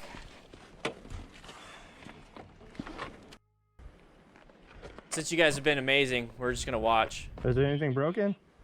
I don't think so. Can you move your fingers? So pulse motor sensory. All right, there we go. Geekstar, dude, I watched all your vids. Thanks for all the good tips. Helps building some confidence. Wish me luck. I started writing today. Take this. You deserve it with the 10 bomb. Thank you so much. Good luck. I want everybody in the crew to wish him good luck. Geekstar, good luck, man. Ooh. Would a better textile prevent laceration? It could have minimized some of this, but I mean, guys, here's the thing. Enough force going that speed, it doesn't have to be fast. It could cause problems. You have issues with the material being hit, low surface area, easily cut. I have an email I'm kind of sitting on. I got some updates from that crash video. You guys remember The crash video from yesterday, it was the guy crashing into the wooden fence, broke the fence, going a little too fast, all that stuff. I have a picture of his last, he said he got an injury to his liver, broken ribs. Chris Horton with the $9.99 with the super sticker, dude. Thank you so much. This is why we need to have good situation awareness, fundamental skills, and we also need to know how to rescue another rider. But right here is part of the email that I got from that crash yesterday. And just be aware that a simple crash, remember the learner? Just be aware a simple crash like this can cause problems. Can cause problems. I had a good conversation. I'm kind of waiting on a few things here, but this is a liver like surgery. This is ribs, liver, all those things. You know what I mean? It's like, guys, we need to be paying attention. It's not always gear's going to be the thing. Gear's not always going to be the end all be all. So when it comes to that textile stuff, it could have helped prevent some of this stuff. It's going to mitigate a lot of it. It's not going to prevent it. It's going to mitigate it. The thing that's going to prevent it is situational awareness, fundamental skills. Okay, that's why acquiring personal protective equipment is going to hopefully minimize some of these things. Yeah, the fence post. So I'll actually find the video. Let me go ahead and find the video. Let me, I have the video right here, actually. Let's have it saved. This video right here. So that surgery, those staples that you just saw, it's from this video.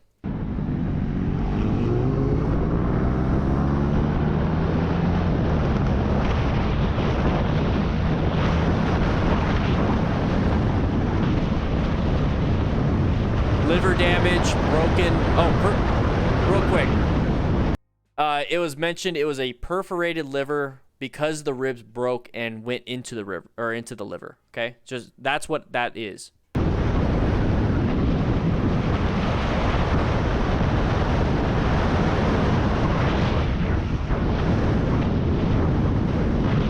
coming up right now.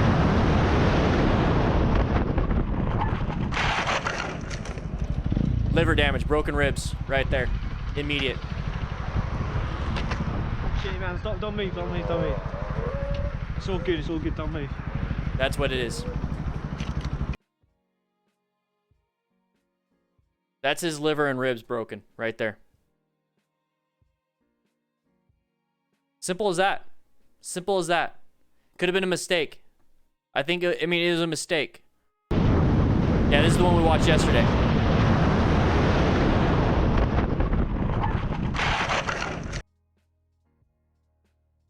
This is a reality, guys.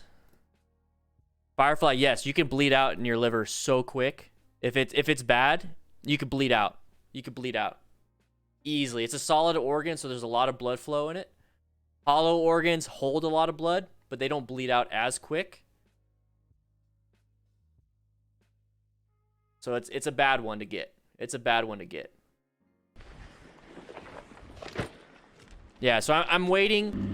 So to go back to the UK rider that crashed and the image you just saw, I was given permission to share a lot of this stuff, but it was given to me by the person with the camera, and I'm waiting on doing a follow-up to that video if I can utilize it, and I want permission from the person that actually had it, because it's a sensitive thing. It's something that it's pretty tough. I don't want to cause more problems. I don't want to cause more anxieties. I don't want to cause more issues for somebody that's been in a crash. That's not what I want to do. But here's the thing, guys. I'm going to read this part. I'm going to read just this one sentence, okay? The rider was in a coma due to 2 of his ribs breaking and perforating his liver. So due to his surgeries, he was placed in a medically induced coma. His other injuries are right thumb broken and also his leg. He is also having to relearn to walk.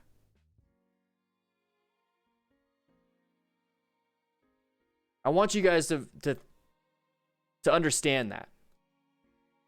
Does it scare you? Does it scare you to ride? Does it? You can get this, you know, walking.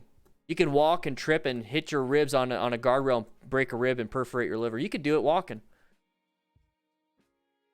But how do you prevent tripping? You look where you walk. You look where you put your feet. When you're out on the road on a motorcycle, you look where you're going and you do what you need to do. Marcel Hemmincher, welcome to Patreon. Woo! If you become a patron, you get the ebook for free. I'm just saying. Just saying. Be careful, guys. Well, Kevin, an airbag vest would have made it worse by adding more pressure to his ribs. The thing is, there is such a small surface area on that wood, it broke the ribs. An airbag vest will disperse the impact like a helmet would. It'll disperse the impact, so there might not have been a broken rib. It would have spread the damage. It's a lot like jumping on a trampoline versus jumping and landing on the ground. I mean, it's gonna allow you to disperse some of that stuff. So an airbag vest might have helped. Careful with this. See how you scared him? See how you scared him? You, man. It's right here. They turned right because they couldn't turn left. You know, it's pretty hard to turn left. You have to get in the back of the line, right? They're coming out of Popeyes. They can't turn left. There's cars coming, so they're going to turn right and do a U-turn. It's illegal, all those things. But be careful when you start to see somebody slow down. It doesn't matter where it's at. I'm just telling you this is why I think it's happening. But the thing is, you have to be aware of it. You need to slow down. You kind of wait around a little bit. It's right here, brake lights. It's like, why is he turned right? Why is there brake lights? Okay, straighten it up, start rolling off the throttle, apply a little bit of brakes, kind of see what's happening. What's this person going to do? He already rev bombed. He rev bombed before they started turning. So he rev bombed because they were going slow. That's what that was. Rev bombed because of the brakes. You see how it caused him to pause? Watch it how it causes him to screw up. You don't want to do that to people. What's that? You, man. Would an airbag vest have been able to have been deployed in time to help the rider? Yes. Airbag vests deploy like insanely quick. It would have deployed between him falling off the bike and him impacting. It would have. But real quick, first image on this one. Take a look at this. Take a look at this, guys. Take a look at this. What do we see here? What do we see here? We got a sharp right, sharp left, 20 miles per hour recommendation. We're going 51 already. Okay. I haven't even seen the video. Look at the wrist also. Look at the wrist. Look at the wrist. It's like this. He's pulling it. That's a lot of throttle. That's a lot of throttle.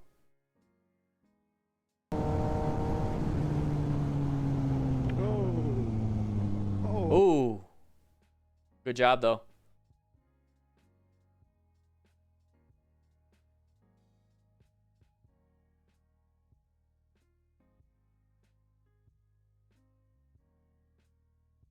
Oh, he's in a group. Okay, thanks for watching till the end. Whoever's in front has to set the pace. Whoever's in front has to say and do something. You know?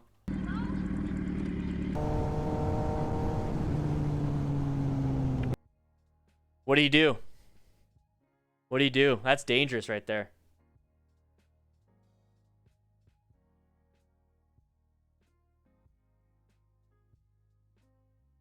Exactly. Tiger, you keep messing up. Be very careful. Careful on this, guys. Careful, careful, careful, careful.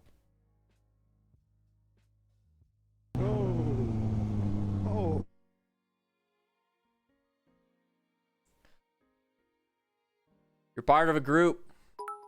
Oh, Dunio, welcome to the crew. Crew member status. Welcome. Welcome, welcome, welcome. Okay, thanks for watching till the end. I hope you've enjoyed it. See you soon in the next video. Ride safe. Ride safe. Good thing we got another one. What? There's a few bathrooms not cleaned up. Where's the rookies at? Where are the rookies at? Hey, get out of here. Get out of here. We got some bathrooms. Come on, come on. Class is going. We got people getting up, taking poo-poos, getting little stains on the ring. Go ahead and scrub that out. Go. Come back though after you're done. You can have fun after you're done, but rookies gotta clean up the toilets a little bit. You know what I mean? You know what I mean? And then come back and grab yourself a burrito. Okay? Guys, we have the best online motorcycle community. Yeah, rookies, I know. If you'd like to be a part of it, click that join button, click that link in the chat. But guys, we're starting to witness a lot of these riders kind of just going too fast. And I don't want people to think like smart means like if you're not a smart rider, you're a dumb rider. That's not what that means. It just means to get to the next level, you need to have good situational awareness, maintain your fundamental skills, and your bike. Maintain your bike, right? Get protection for it. Acquire personal protective equipment for yourself. Get it for your bike. And then rescue other riders. Learn how to rescue. So that's what the R is. And then teaching and mentoring other motorcycle riders. We're developing here at the DDFM crew all this stuff. Right now what we're doing is situational awareness. We're discussing the fundamental skills. We're discussing the personal protective equipment. And we're watching some of these medical things, and we're discussing some of the medical stuff. And that is the whole teaching and mentoring thing. We have normal videos that come out for situational awareness. We have parking lot practice. We have practice stuff we're talking about now, neighborhood practice. And that's going to be the fundamental stuff to get you out riding. I want to be able to talk to you about what type of gear to get, but I would love to get an expert on it, like a legit, I want to be able to interview maybe a helmet manufacturer and help explain what they do and how they do things to you guys. But we're also going to be talking a little bit more about the medical side of stuff. I have a medical video coming out pretty soon. I'm spending some time. I'm also going to be asking the one with the liver. I have his name here. I'm not going to share it until he wants me to. I'm going to see if I can do that. I'm also going to see about the one with the laceration on the arm, see how we can do some medical stuff so I can talk to you about that. And I can start now developing some type of curriculum for you. That's what we're doing here. And then the teaching and mentoring stuff, I have something in the pipeline where I can give you some materials so that you know how to train and practice with people in your area. Guys, we're not done yet. This isn't just a live class channel. This isn't just a situational awareness on a green screen channel. That's not what this is. This is real life. I'm actually in the station right now. I'm in the firehouse. This is real. All this stuff is 100% real. Zero fakery going on. Zero any of this stuff going on. These are real burritos you guys need to start eating because they're starting to pile up. I spent $5,000 on burritos today. Don't know why I bought that many. But we're going to have a ton of fun while we are learning. And we're developing the best online motorcycle community in the world. Serious. That's what online means. It doesn't span just the United States. We got another hour left, guys. We have another hour left in the classroom session. So, it's all good? Good. Bathrooms are good? Yeah? All right, come back in. I don't know how you went over there, but you left that. Did you go around the whole station to come back?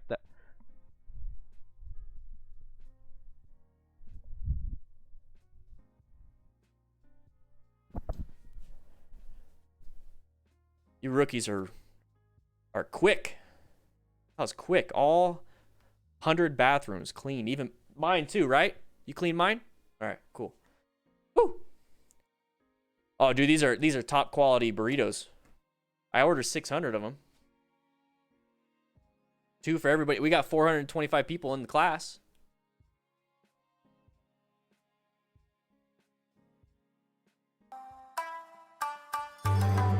Hey, that's pretty clever, Grim. Let's get into this. The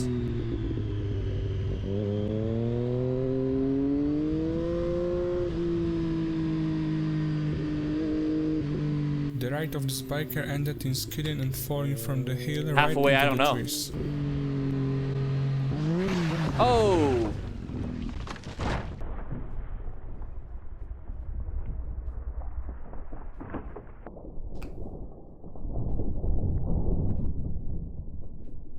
Triumph is Dunzo. Watch that again.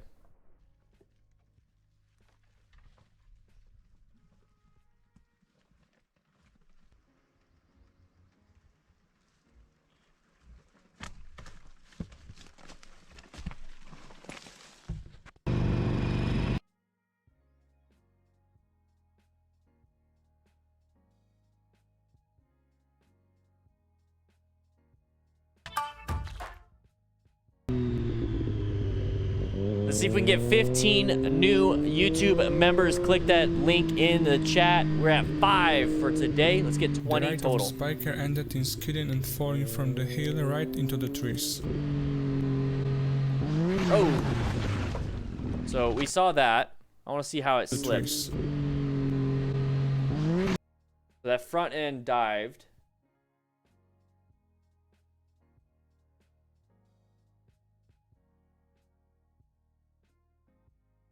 Yeah, it just lost traction. Who knows why? Who knows why? There could have been something on the road that we can't see. In skidding and falling from the hill right into the trees.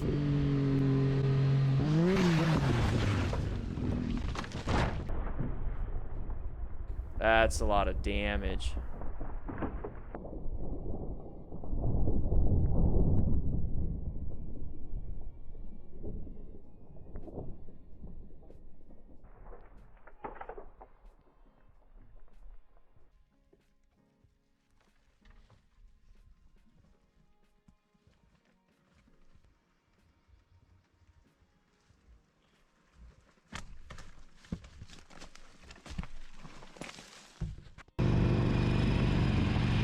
There's the Sportster.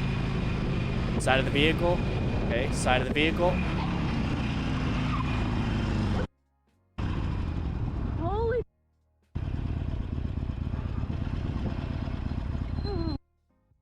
Trying to tackle one of the turns, the bike Side of the vehicles, guys. Big parking lot. Big parking lot. It looks like we just came out of the parking lot too. See how we're in the middle of a turn? I don't know where that's... Could be from just coming from the intersection. Side of the vehicles, guys. Be very careful of that.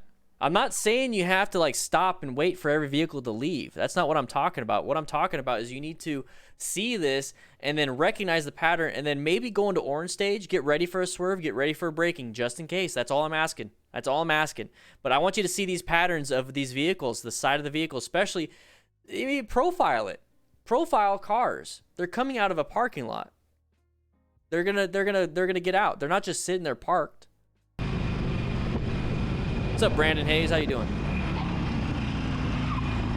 Locked up the brakes too. So watch the shakiness, watch the jerkiness. That's locking the brakes, releasing, locking them back up. So if you lock up your brakes, whether it's the front or the rear, especially the rear, because you'll be able to compensate for that. If you lock up the front, there's a good chance you're just going to dump it.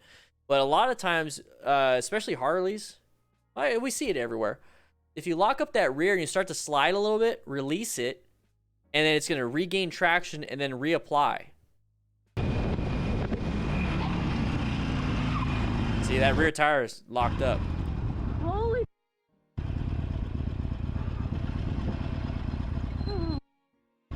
trying to tackle one of the turns, the biker just hit the curb.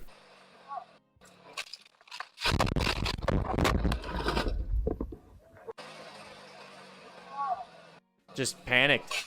You see where the head was pointed? The camera's pointed? It was at the curb. Target fixated.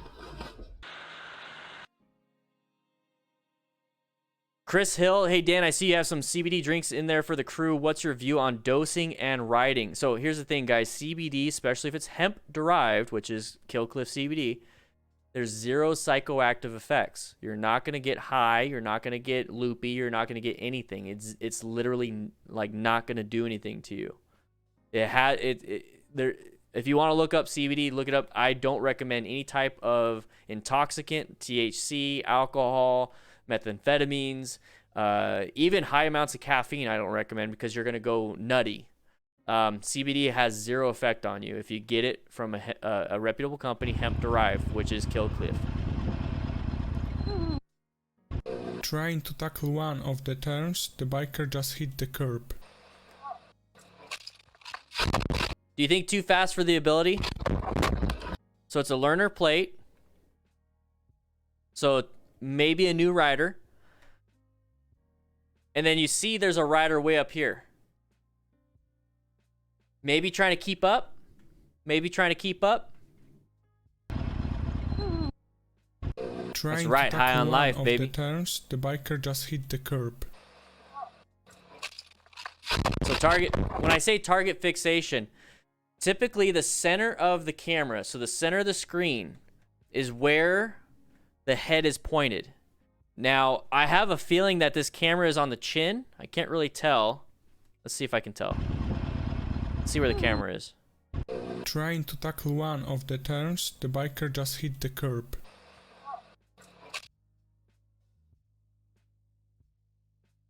This is kind of what I do when I do some research for the videos. I just go frame by frame. Okay, so you're not gonna be able to see where the camera is, but more than likely it's gonna be on the center on the chin. So right where this is, that's where we're looking. So when we right before we crash, the biker just hit the curb. So right before we crash, we're looking like right here. Maybe we're like right here. We're definitely not looking right here. We're not looking at an exit.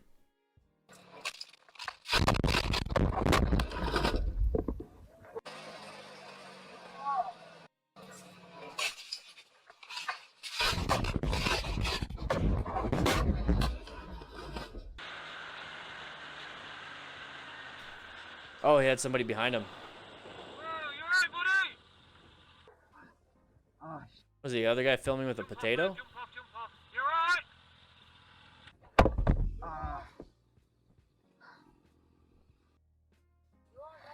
Ripped up his jogging sweats.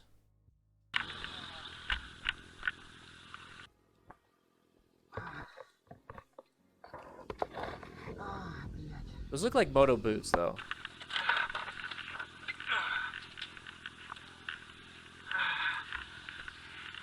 New Honda model.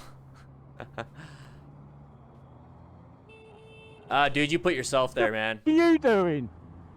You put yourself there.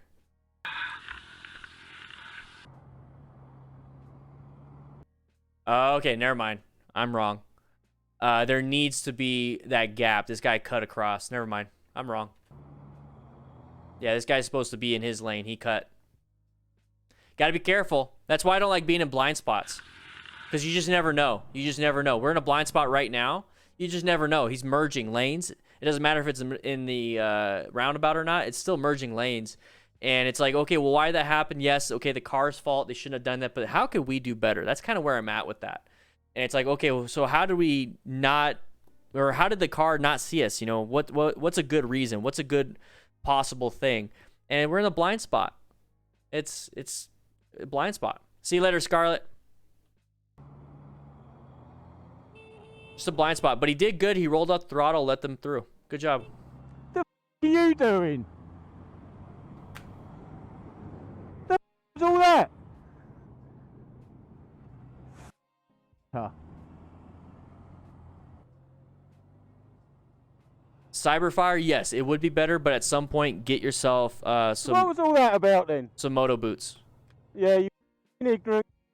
Your brakes are and all. You don't have to do that. Joe Foster passed the CBT today. Congrats, congrats, congrats. The driver on the left tried to change the lane, almost leading to an accident. Yep, blind spot. Ooh.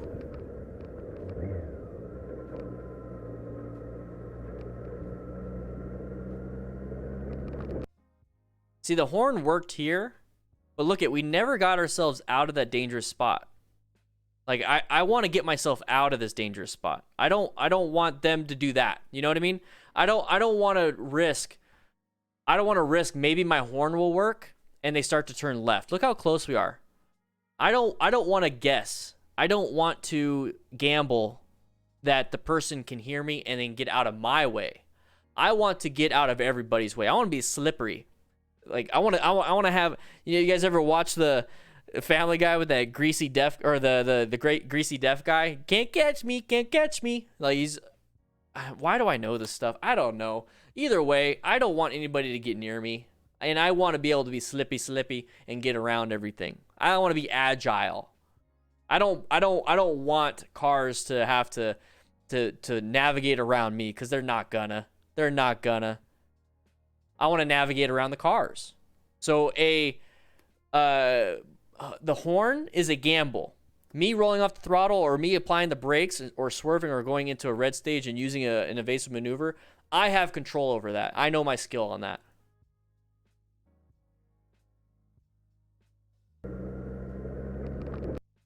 Like the horn, I don't want it. Let's listen to the horn one again. The driver on the left tried to change the lane, almost leading to an accident. Like in this situation, just apply the brake and let them go. You know what I mean? While you're applying the brakes, they're going. So kind of remove yourself. You know, see what I mean? You're removing yourself with the brakes.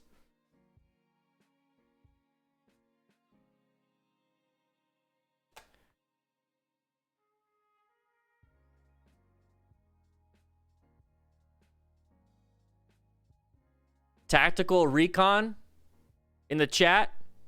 Dude, I saw you posting a bunch of stuff on my other videos. You can get out. You can get out. At no point am I recommending to smoke anything, or to get some Indian hemp or whatever it is that you have going on. Get out. You're out. Get out of class. Done. Go. Go. You're bombing all my comments. Get out of here. You're done. Keep watching. You're hidden. Nobody can see what you're having to say. So I'm going to tell you right now. I don't recommend any type of intoxicating substances. CBD, hemp-derived CBD. Educate yourself. I don't even have to explain. What's your name again? I don't know. Let's get out of here. Enough of that.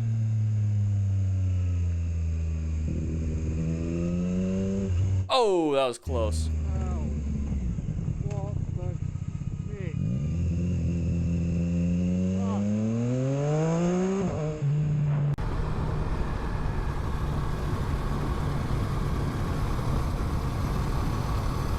Watch out for intersections right there. Car to the right.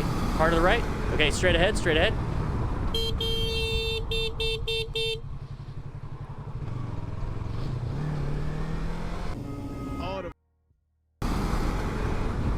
So that right there, side of the vehicle, there's that pattern. There's that pattern. There we go. Once again, we see that. Go ahead and roll off throttle, slow down maybe, especially if it's in your path of travel. Get going, you know, orange stage if you have to.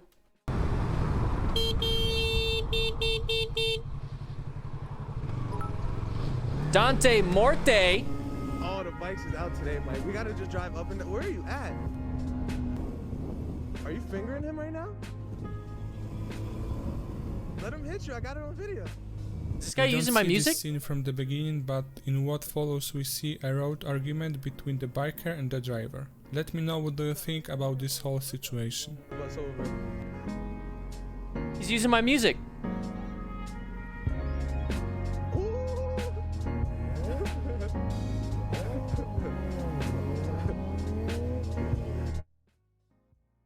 He's using my music.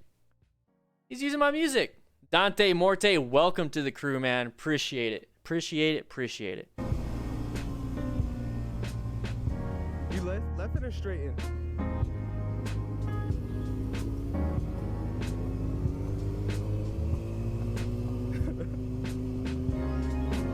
That nigga run you over. Yeah, let them hit you. This is stupid. I don't even care about this. The music. Play the music. Play the music. Let's go. Come on. Come on. Come on. Whatever. What? Dude, you're being dum-dums. There you go.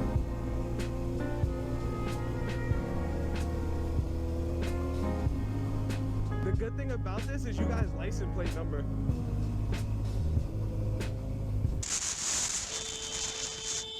Ooh-wee. Next we have a few clips which show how careless people can get.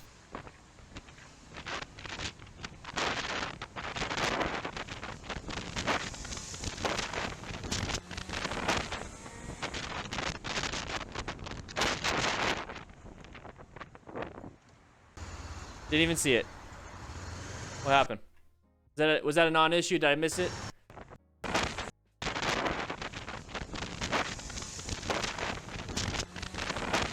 Oh yeah. That's the type of shit I saw when I was out here driving a couple days ago. That's the type of stuff I saw.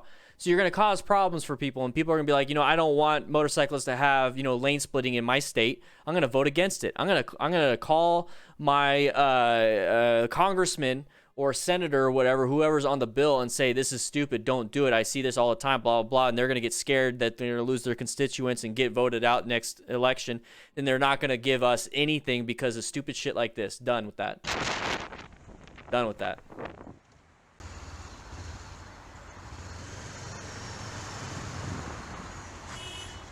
Uh-oh.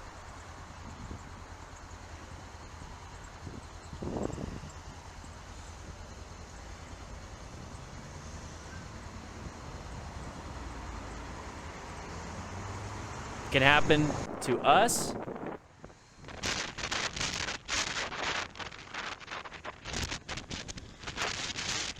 Ooh, good job braking, man. Good job braking. Good job braking.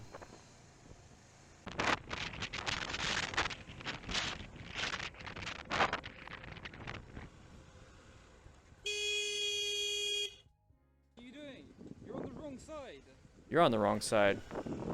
Boom, got it. Got you.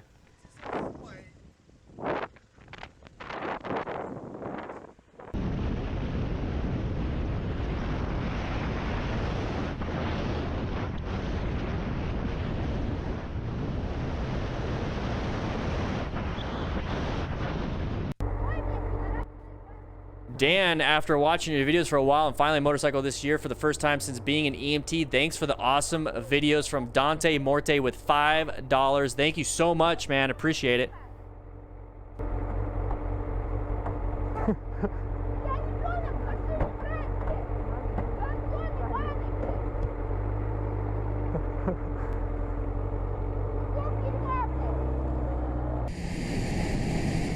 Hey!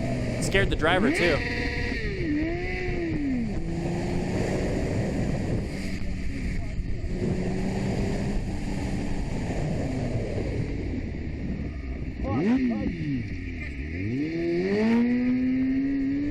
You notice it scared this driver too?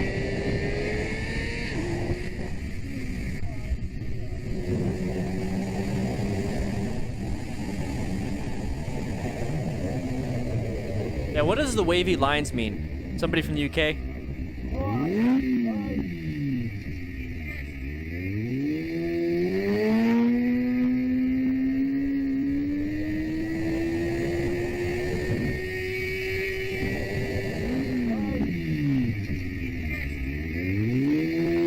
What is this?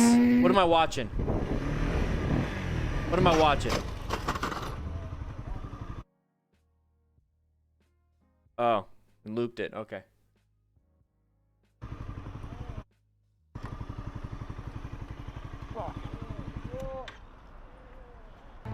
Dude, sit down, sit down, sit down.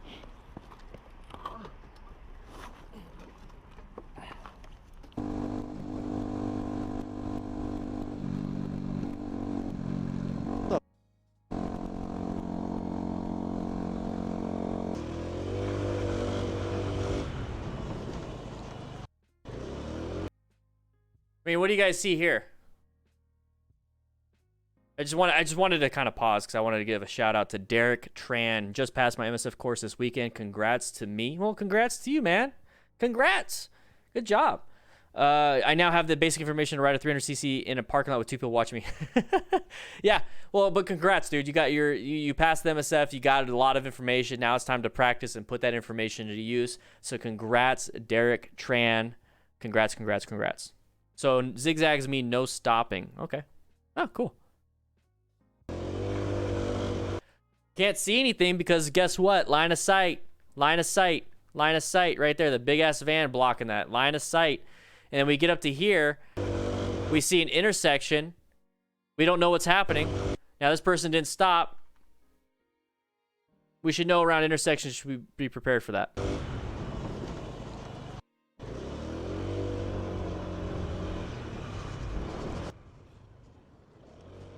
Oh, Rach, thank you. Thank you, guys. Did you not think to look there? You almost went into the side of me coming out that turning. Just be careful. Nah. Me Cool Dragon Man. You guys have good comments, guys. You guys have really good comments. I don't know if I want to watch more of this type of stuff. We'll just we'll do this. Get a new one up. What is my opinion on lane splitting safety? Come into my office. Come to my office. Go, take a seat. Go ahead and take a seat. What do I feel? How do I feel about lane splitting safety wise? There's risks associated with lane splitting. There's risks associated with not lane splitting. There is pros and cons when it comes to lane splitting or not lane splitting. There is also a skill involved when it comes to lane splitting versus not lane splitting. So, with all that information, we should understand that lane splitting is a little dangerous. It could be dangerous. You need to know how to navigate very narrow spaces. Let's go ahead and get a little closer. Get a little closer. Hey, we're on the Discord right here. So while the Discord's playing, we can talk. When it comes to lane splitting, you have very narrow spaces, so you don't have escape routes to the left or the right. You only have forward and backwards. You have very bad line of sight.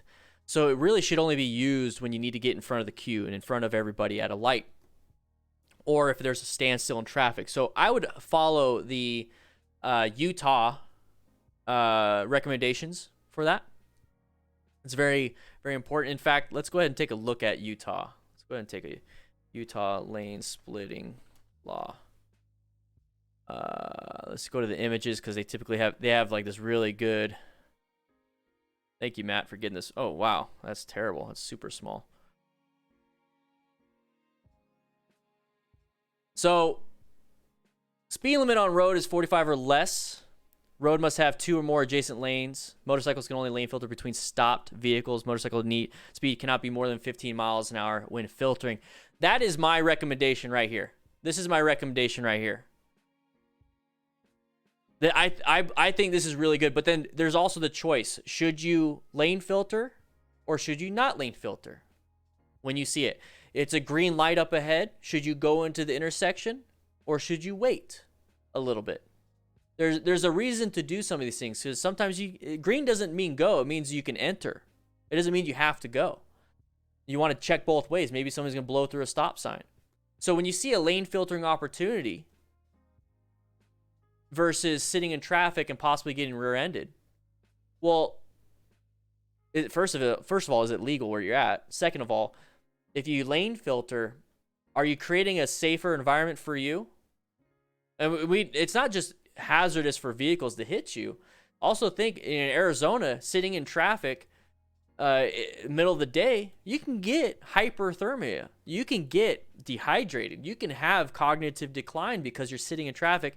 If it means that you can get to the front and go on with your day and you don't have to sit in traffic when it's super hot out, it might be safer to do that. And that's why I believe Arizona should allow it, especially hot states. But there's a way to do it. So there's a way to safely do it.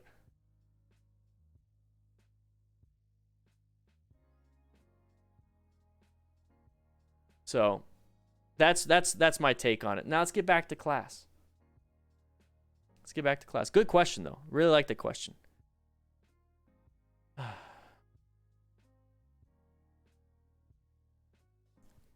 get into it.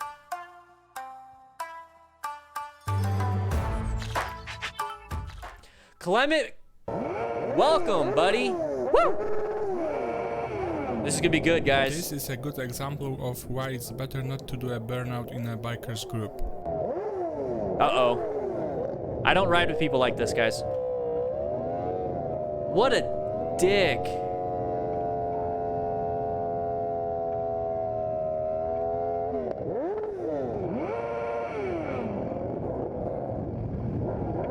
You can get your ass kicked, dude.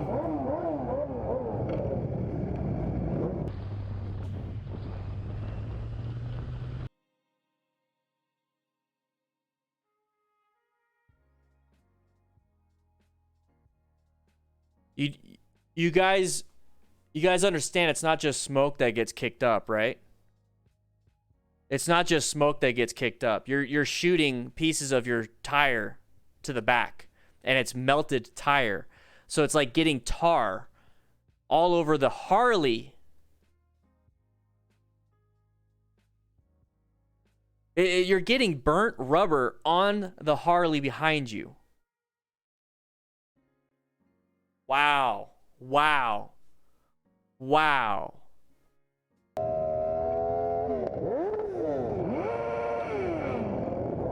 Destroying exactly, dude. He's gonna come at him. Ooh, you messed up, dude. I want to see the aftermath. I want to see that. I want to see what happens. I want to see how well that Harley rider took that.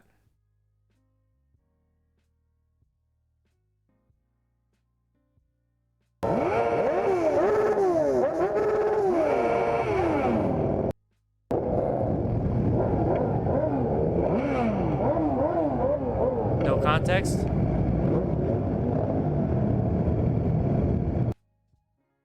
Well, that looks like it hurts. Big boy spinals.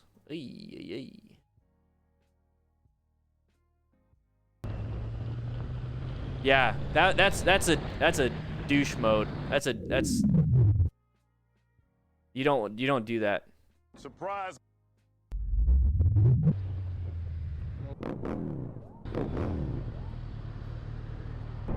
So this one right here, take a quick look.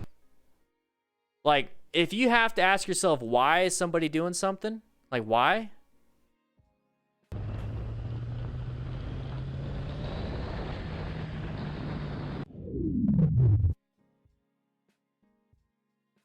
Surprise.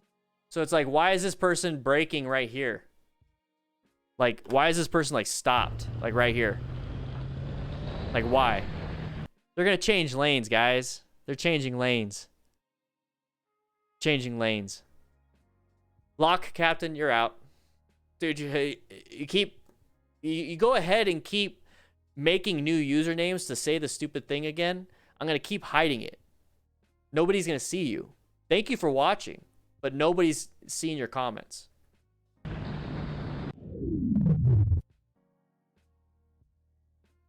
Surprise.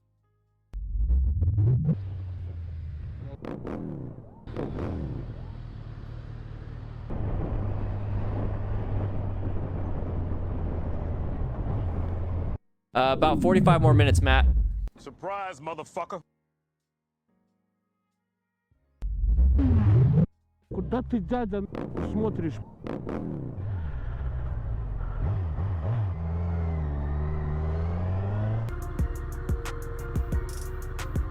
The biker didn't adjust the speed and fell, and he was almost hit by a car. Oh, what the heck were you doing, dude? No, look. Oh, you're about to get hit. What is that guy doing? Oh, okay, there's a line right there. It's like they're cutting across.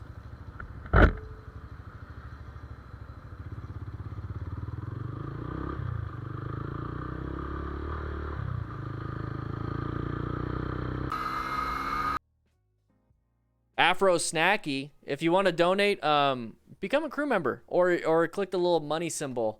It's up to you. You don't have to. You can watch. You can watch for freeze. Look at it. Wet road. Adjust the speed Too fast. And fell, and he was almost hit by a car. Well, the car stops. Probably panicked. There's a line right there.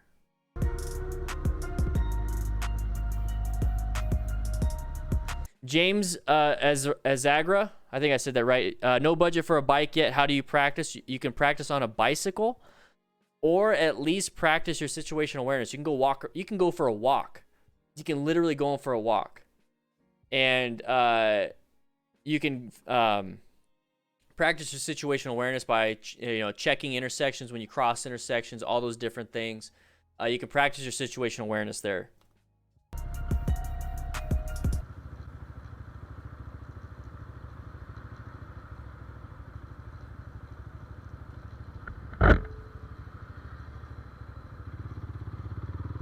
What's that thing on the handlebar? Is that like a radio antenna?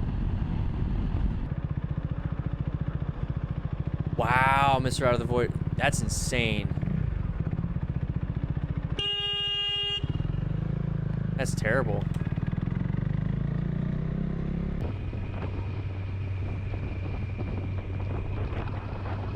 Oh, I don't like that, bro. Yeah, I know. No, but once upon a time. Oh. Wow.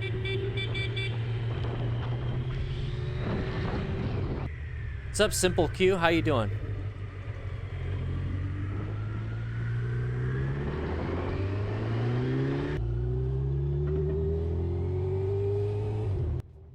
Let me turn that down just a little bit, guys.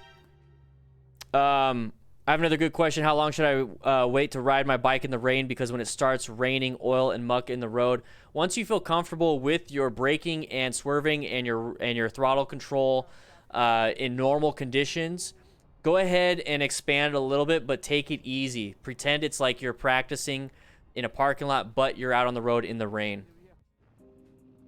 We don't see the whole situation, but the biker fell out of Justin DeBoer, welcome to the crew. These videos are all non-issues. I don't even care anymore.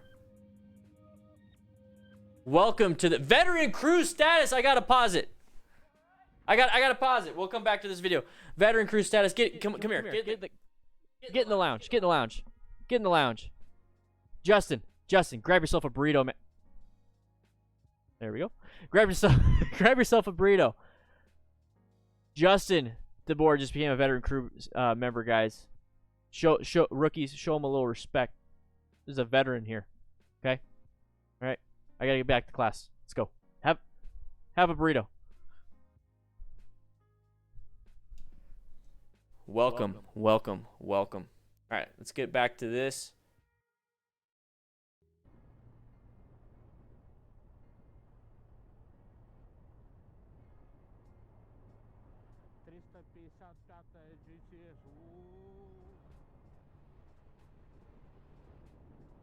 Yeah, rain is a whole nother animal. We don't see the whole situation, but the biker fell out of the road, stopping the trees. The lounge is cool. Yeah, get yourself 2 burritos.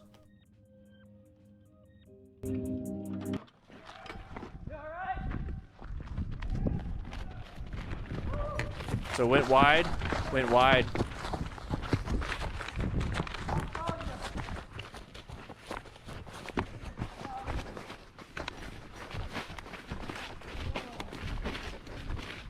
Echo.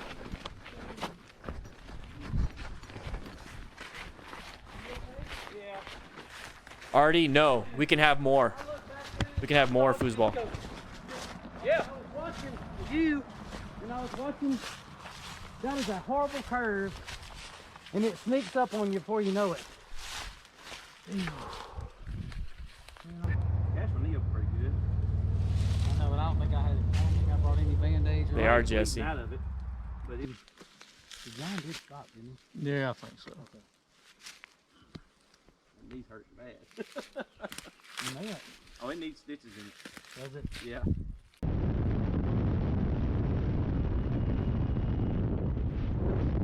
I saw it.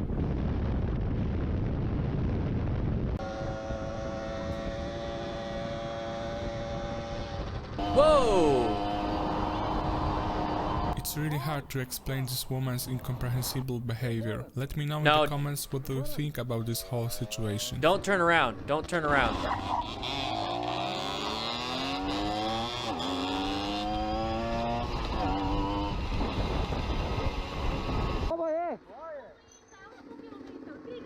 Ja, koliko sta pa šla?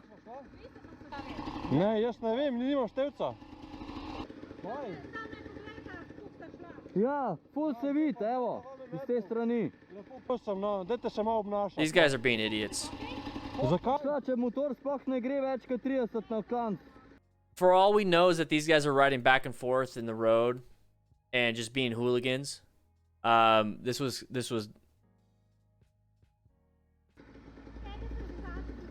Kdaj? Brady, yes, I do.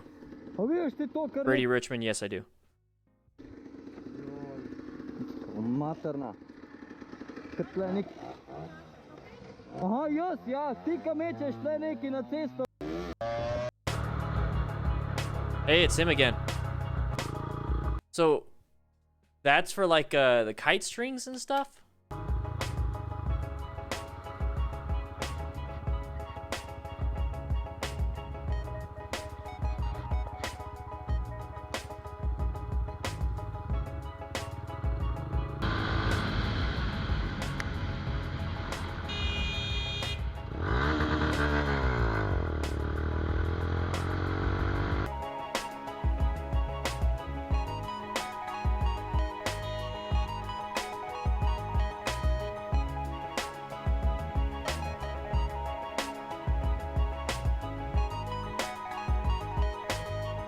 Yeah, YouTube's acting kind of funny right now.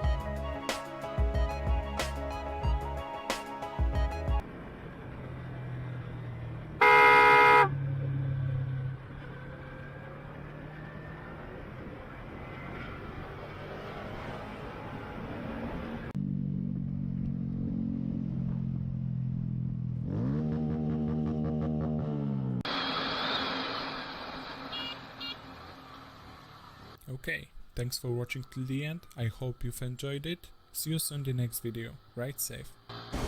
Oh, what a day! What a lovely day! Alright, this is an old one.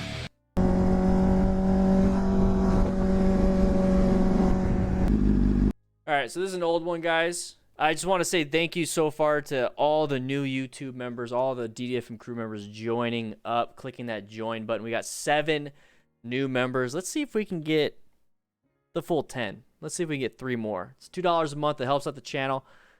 Let's get this going.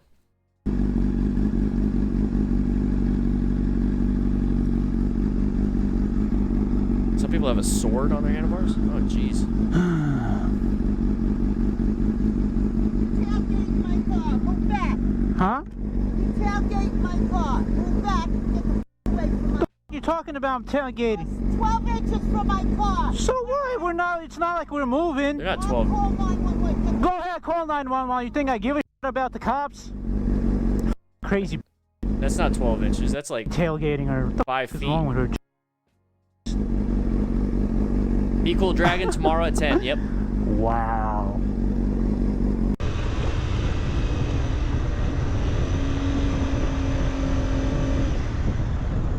So brake lights, watch out for this car on the right. Okay.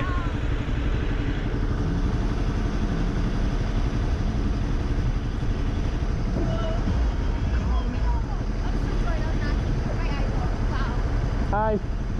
Wow, you're my idol. Wow. Why? Teach you how to ride sometime. Wow. Is that a video camera? Yes.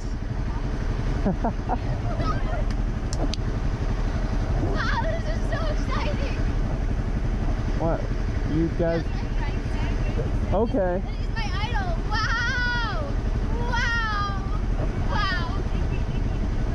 That guy on the motorcycle. What's your name again? Samir? Your name? Samir. Samir? Yeah. I'm Nikki. Nice to meet you. Nice to meet you. Oh, that's not my, no, that's not my Nikki. Woo! I was about to say. Bobby Eisler, welcome to the crew, man. Good to have you. Good to have you. That scared me for a second. I was like, wait. You're Nikki?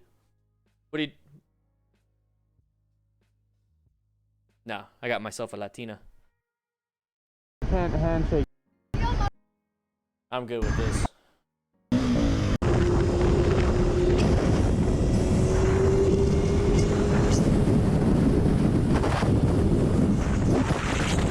Ah, whatever.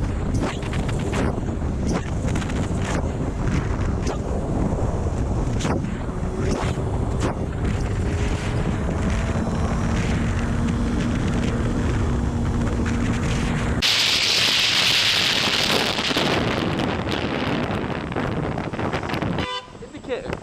What? Have you got indicators? Hey.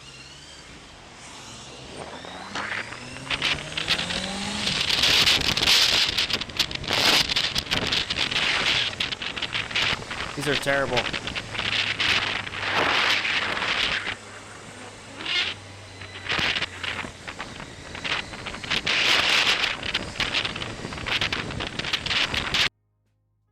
I'm already annoyed with this.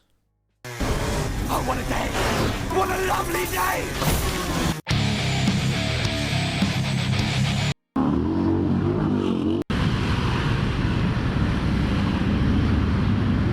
Oh my god.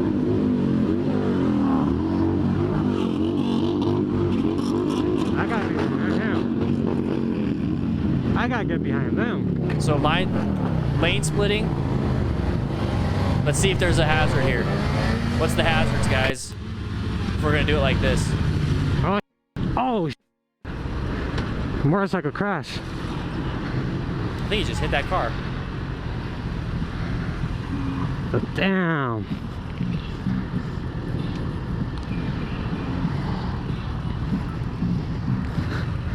So Kuntia, welcome to the Patreon. You guys coming?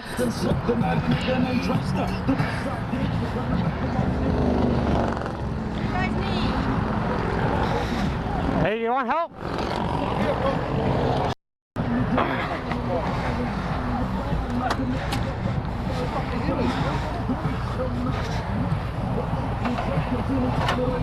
Yeah, we have. But not a lot of people have seen it. Especially with that lane splitting question. So with that lane splitting question, let's take a quick look at this. So we're lane splitting. We have our mirrors up. We have our mirrors up like this because this is what their goal is. Okay, so if your goal is to be able to lane split very narrow spots, okay, where it's not necessarily meant for your bike because you have to put these mirrors up. If you have to put your mirrors up to get through a spot, that means you're going into a dangerous spot. You just removed some 360 situational awareness tools so you can lane split. No, guys, don't do that. Don't do that. And then the attitude, the like I should get behind them. There's the ego. Let's split fast. Let's the culture. Let's do it fast. Let's get fast. Let's go fast. It's no. I'm waiting for Ian's crew member status to pop up on screen. But Ian afloat, welcome to the crew. Oh, I gotta get behind them. I gotta get behind them. Cutting off people, racing around, going fast. This is what's giving bikers a bad name. Oh, motorcycle crash.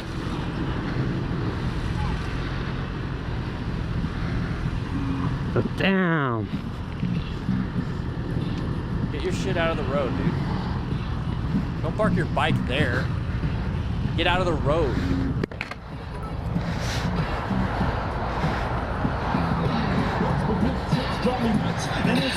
You guys coming?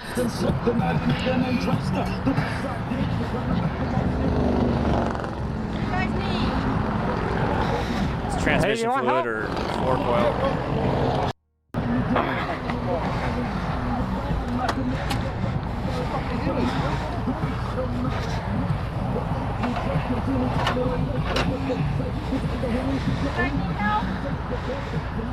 You guys good? I'm good, bro. All right, man. You're not gonna get that bike out of there, dude.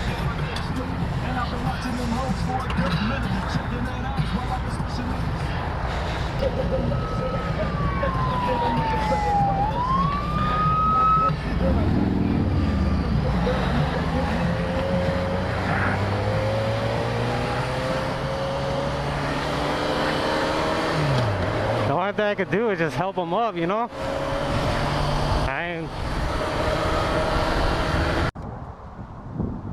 Let's just go.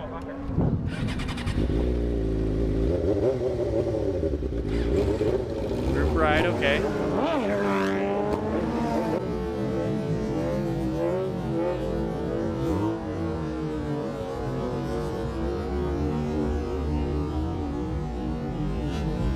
Okay.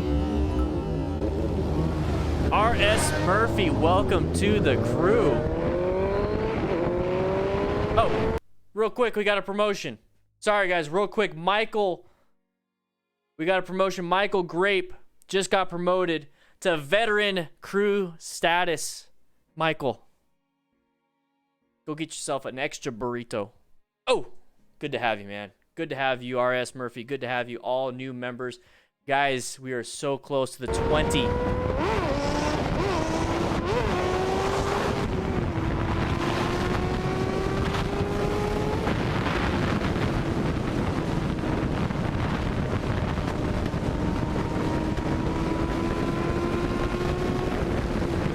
I don't know. Definitely wasn't blood.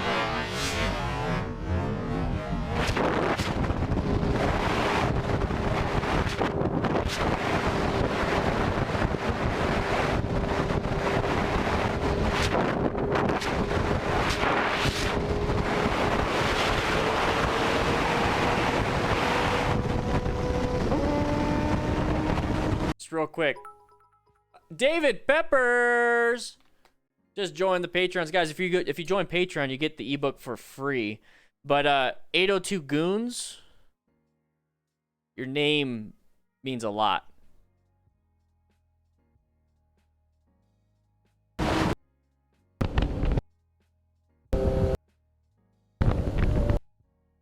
right, is this all there is?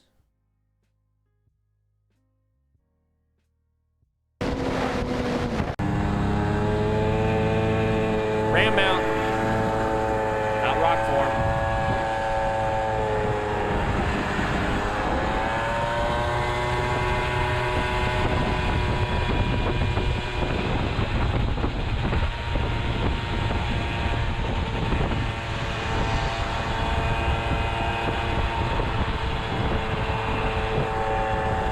Okay.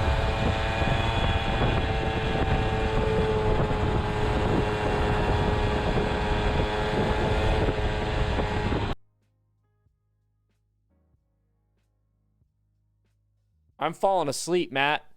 Get some better videos, dude. Oh my gosh. Oh, let's jump in.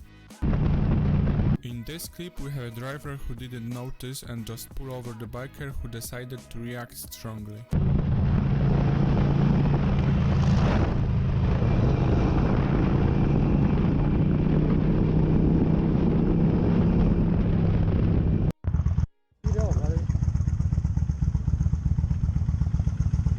Backing out. Okay. Okay.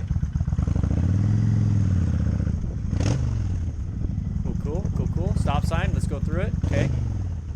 Are we gonna get mad at this guy slowing down? Okay. Let's go around him.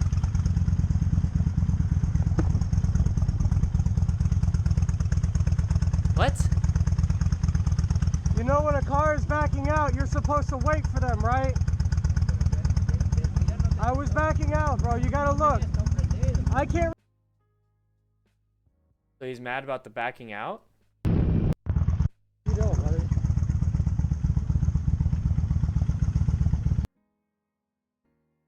Is I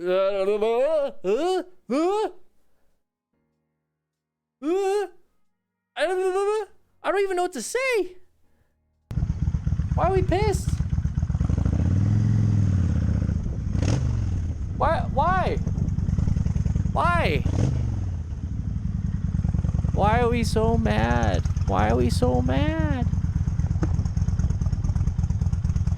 Seriously, Teamville, I don't know why. You know when a car is backing out, you're supposed to wait for them, right? I was backing out, bro. You gotta look. I can't really hear you because I got music. I'm just letting you know that you're wrong for the way that you're driving. It's dangerous. Just look.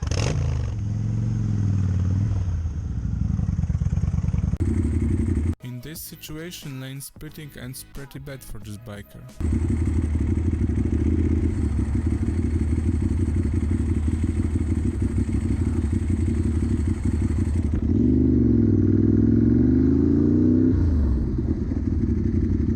Oh no.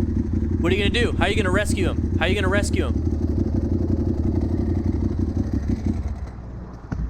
Rescue another rider. Rescue him.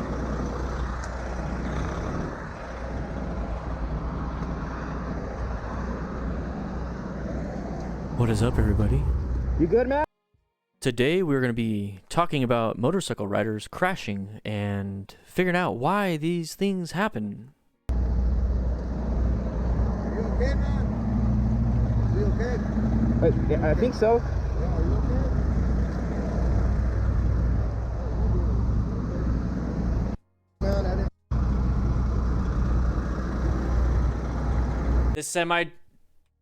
This truck driver is blocking traffic for the motorcyclist. Kudos to this guy right here. This guy's, who knows, possibly saving somebody's life.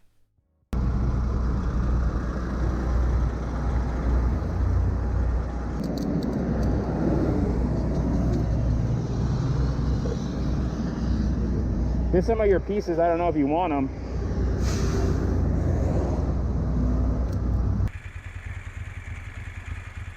How you doing? What would you do if I jumped on the back of that right now? I'd kick you off. Right off. Ride off? I like it. Could we ride off into the sunset? Absolutely. She's yeah. drunk. Hey, you're recording that. Hi. Yeah. Well, you're not gonna be feeling stuff, sorry.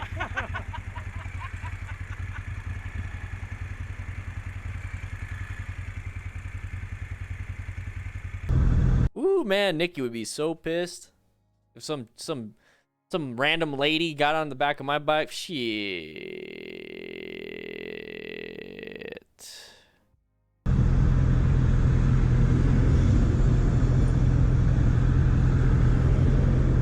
Watch out behind you. In front of you, it's gonna turn green. It's really hard to understand this driver's behavior.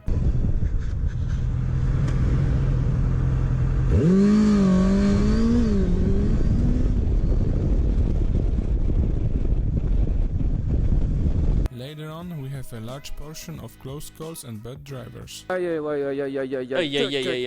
you doing? We already seen this one. Yeah, you're right. I remember this.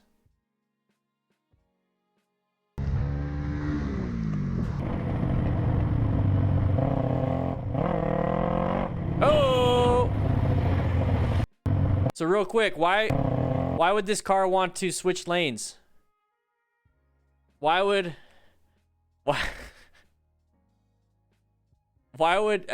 that the whole car of ladies were probably going to have some fun, you know what I mean? They're out pre-gaming. Why would this car want to switch lanes in front of us? It's an open lane. It's a green light. I ain't waiting. You know what I mean? Let's go. Like, I'm going to switch lanes. We do it as motorcyclists. We do it as car drivers.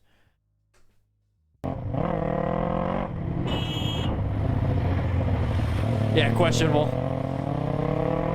It's really hard to understand why this driver wanted to turn left.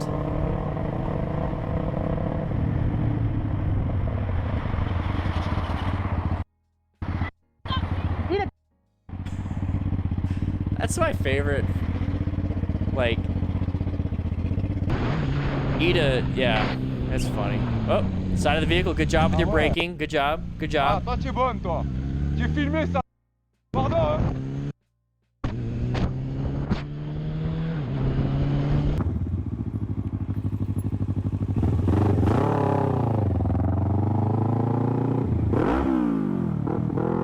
Non-issues, guys.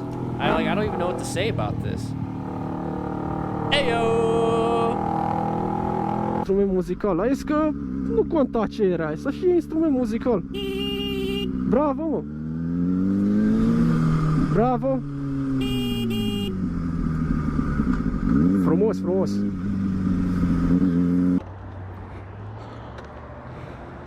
Oh, watch out. Hey, hey!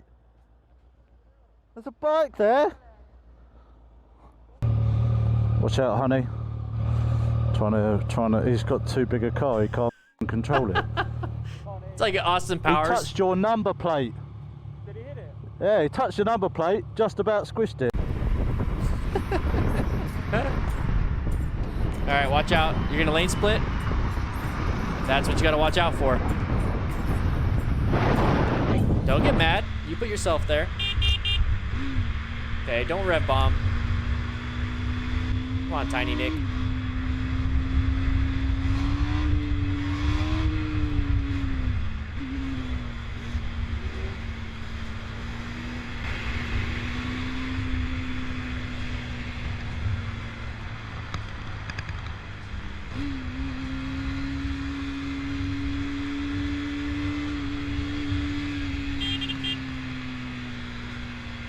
Chao, cagón.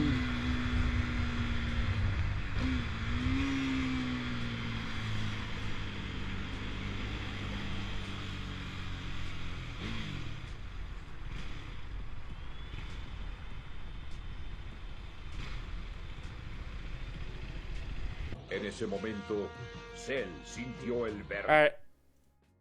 So I got this sent to me by, guess who? I got this sent to me by Max Wrist Black. I don't know which one that is. I mean, there's like 20 different Max Wrists. So this video is called "No Blinker, No Problem, My First Accident." I thought Max Wrist had a bunch of accidents. I thought he had a bunch. Am I like mistaken who's who and what's what and all these things?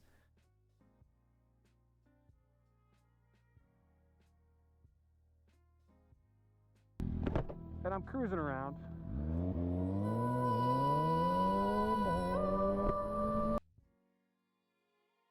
Okay.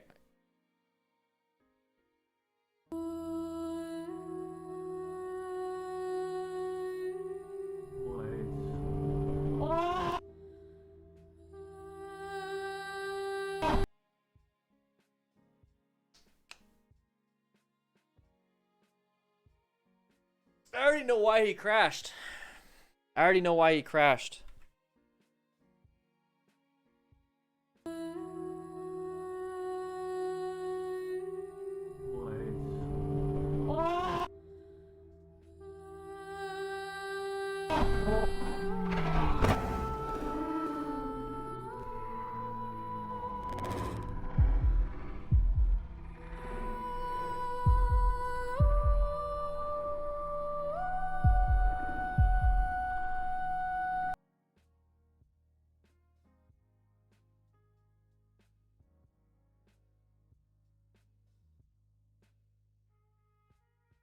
Can somebody just point it out for me?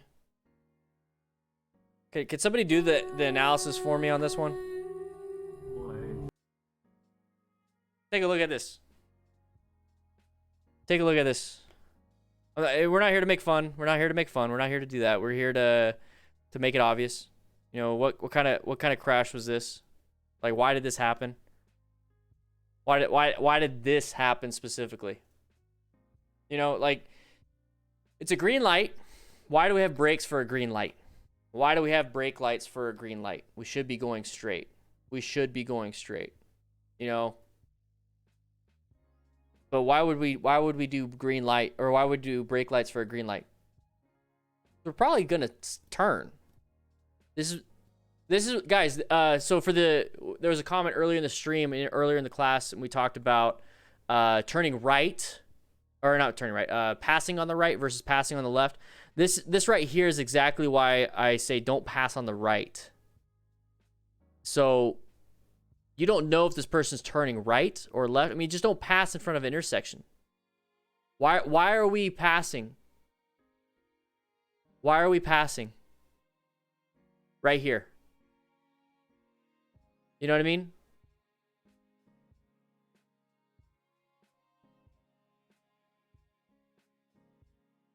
Yeah. So the whole on the phone thing, I don't really care.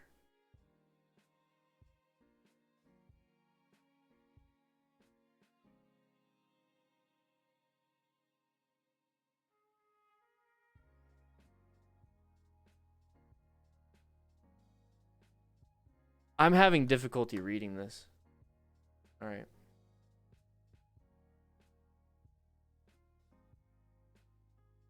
I just wanted to make it a point. Oh, what a day! What a lovely day! You know what?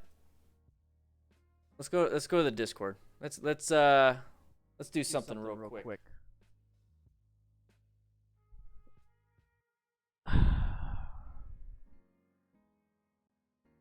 I'll spend more time. There we go. I'll spend more time on a video like that analyzing why somebody crashed, but here's the thing, guys. Do not If somebody is applying the brakes at an there's okay. All right. Intersections, don't pass anybody on intersections, guys. Don't pass anybody on intersections, especially on the right, especially if they're applying the brakes before a green light, because they're probably going to turn left or turn right. We don't know. It's a gamble. Where impatience, ego, situational awareness kind of failed. Fundamental skills kind of failed. Didn't wear any gear, so no acquisition of gear. Was it rescuing other riders? Didn't have to. Teaching a mentor to other riders. Well, guess what? He's teaching us. We have a learning lesson here. So, yes, there's some parts of it that are good. There's some parts of it that are very important to know. When it comes to intersections, do not pass. Do not put yourself in a position that's going to cause a lot of problems. I don't think I have to tell you guys, right? I don't have to tell any of the crew. I don't have to tell any of the crew. We literally just got a new member, Derek Tran. Welcome to the crew. Come hang out. Have yourself a burrito. But guys, let's go to my office real quick. Let's go to my office. I got 4 more minutes left of class. Rookies, go ahead and let everybody else out of the class. The next 5 to 10 minutes, it's going to be members only, okay? All members come into my office. Rookies, say bye. Bye, everybody. But come on, crew. Come to my office real quick. Come to my office.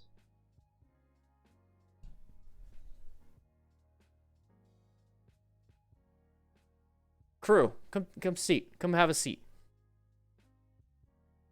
Come have a seat. Come have a seat, crew.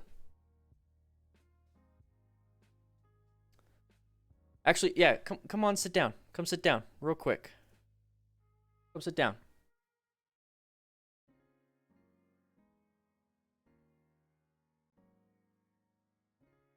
Come sit down. Dark Unicorn. Look like you're having a good time. This is the crew lounge.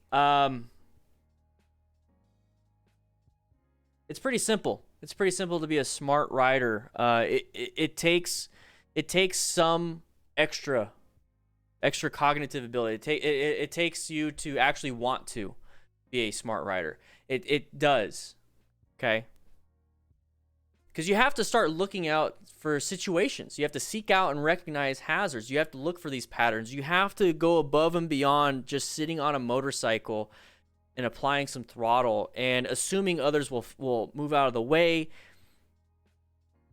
It's a lot like running through a crowd and expecting people to move. It's like walking on a sidewalk expecting others to navigate around you.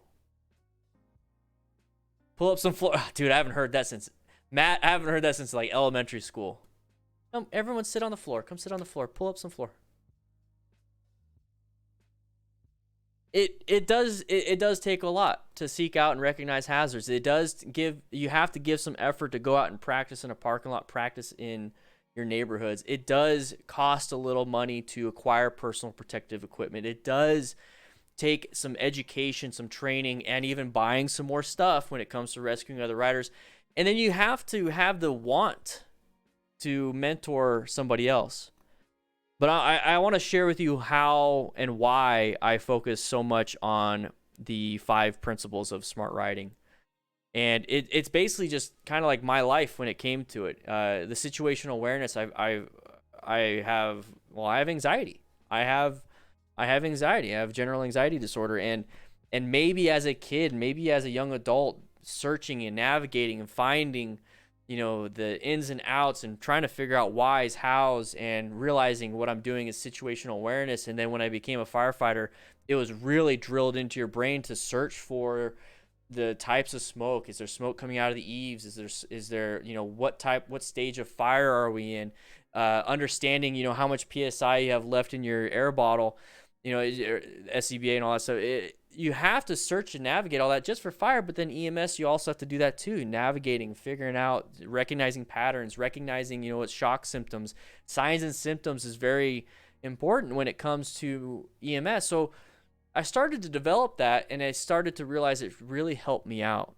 It really helped me out to navigate some of these things, these very high stress environments, And I'm allowing myself to go back to my training and allowing it to, I keep saying allowing, but allowing it to take over, let the training take over. So the maintaining of fundamental skills, that's what really saves a lot of lives. We start to learn a lot in the EMS that BLS, basic life support, saves more lives than ALS, advanced life support. You still need advanced life support, but it's kind of far and few between. Few and far few, whatever. When it comes to really saving the lives. You know, we do a lot of CPR, do a lot of basic things, the fundamental things that you have to do to save somebody. And that's kind of where I got that fundamental skills, understanding, giving yourself a good foundation to protect yourself and to protect others. You know, because if you crash, it's not just you getting hurt. You could crash into somebody and kill or hurt somebody else. And if you crash yourself, you're also hurting your loved ones. The acquisition or the acquiring of personal protective equipment, this is just as a given in the fire service. You have to wear gear. You have to wear a full turnout, everything, turnout gear. You have to have certain types of gear to get yourself out of sticky situations. You have to know how to utilize it. You know how to take care of it. You have to do this. You have to do this. Maintaining, practice with it. That's where the gear comes in at GAT. You know, I'm used to wearing a full suit of gear in a very dangerous, hazardous situation and knowing how to utilize it in the appropriate way, finding ways to make sure it works for you. Rescuing other riders, firefighter survival. You know, knowing how to rescue my crew, my captain, my paramedic, my engineer, if they're not on the pumper. Knowing how to rescue them.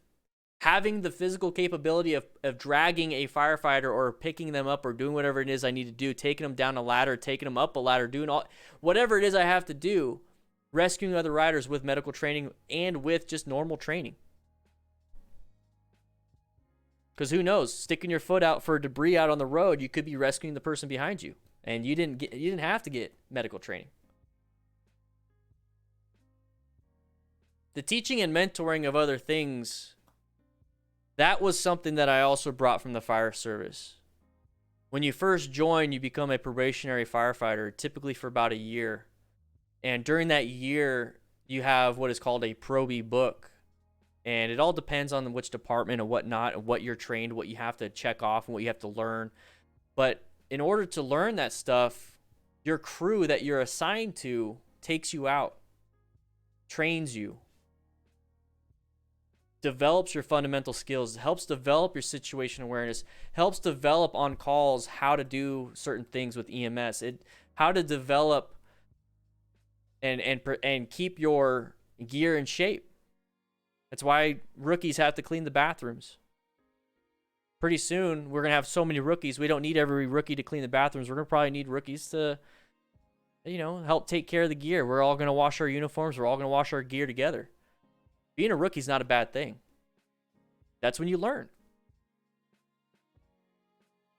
But when you're mentored and taught by senior firefighters, veteran firefighters, that's why we have the veteran and senior crew members.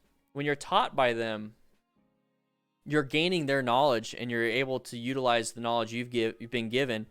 And we're all teaching each other. There's been times as a rookie, as a probationary firefighter, that I have brought up something that with my own previous knowledge that has helped out senior firefighters that have been there for 10 plus years. So it's very important to do that. It's to teach and mentor, because you start to learn, you start to collaborative effort. So situational awareness, you're going to practice it because you need it. High risk, high stress situations. You don't want to be thinking while you're riding, you want it to happen. Your body with the fundamental skills. So you want to leave your brain for situational awareness, and you want your body to naturally do the things it needs to do because you've trained so much. Your brain should be scanning, your body should be handling the bike. That's the way it should be. You shouldn't be thinking about how to handle this bike. You should be doing it. And the only way to get there is with training and training and training. Go get some gear, guys. We just saw some guy have a lacerated forearm, full thickness laceration, bleeding out. I just got the emails from the UK rider that locked up the rear brakes, slid into the corner, and now has a punctured and perforated liver with broken ribs being induced in a coma, medically induced coma, to get the surgery, learning how to walk. Get the gear, get situationally aware, develop your fundamental skills, and then really, really get good at it. Rescue other riders if you want to, it's up to you. But at least learn how to rescue yourself, just in case something happens. At minimum, learn how to rescue yourself. You don't want to just sit there and pray that something's going to, turn out fine. You want to be able to stop the bleeding. You want to be able to, help yourself out of your situation, self-extricate. Firefighter survival wasn't just about rescuing your fellow crew members. It was about how to get yourself out of that situation too. Teaching and mentoring. I've learned more teaching than I have going to classes. Serious. I've learned more about what it is I'm talking about by teaching and mentoring than I have going to another class. It's weird, huh? The thing is, if you try your hardest to be able to teach a subject, that means you've done the research. It means you've read. It means you've gone over. It means you've found ways to speak. It means you have the confidence to go out and show others. If you don't have the confidence yet, that's fine. Keep learning until you get the confidence. Tom Hartnett, welcome to the crew. That's what it means to be a smart rider. That's what it means to be a smart rider. We want smart firefighters. What I'm talking about is nothing new. Nothing new. But nobody in the motorcycle community is talking like this. The only people talking like this are other coaches. And maybe not all of them. Maybe a lot of people are just trying to get you your endorsement. Maybe there's companies out there, MSF too, whoever, I don't know, that they just want to get you into class so they can, and the selling point is go get your endorsement, go get your license by taking this class. It's not become a safer and better rider, because that's not a huge selling point. That's not a huge selling point. It's like somebody doesn't want to sign up for class because they want to be safer. They want to sign up for class because they want to get their license. Nobody wants to watch a 3-hour live stream class about motorcycle safety. But they will watch people crash. So I'm going to show some crashes and close calls, and I'm going to talk about safety during it. So maybe you're going to grab something. Maybe it's going to trickle your curiosity. It's maybe going to get you into that mode of safety. And guess what? I got videos Mondays, Fridays. I have videos and I have conversations on the Discord. I have all these other things that you can go out and practice. You can get situationally aware. You can become a smart rider. I have resources for you if you want it. If you want to watch people crash, all right. That's fine. But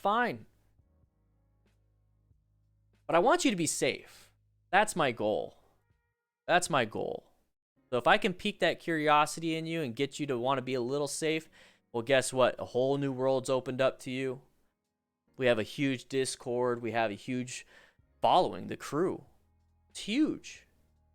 And all of these crew members, they want to be safe. So if you feel like you wanting to be safe is against the motorcycle culture, is against the norm, we got 4,000 plus members that think just like you.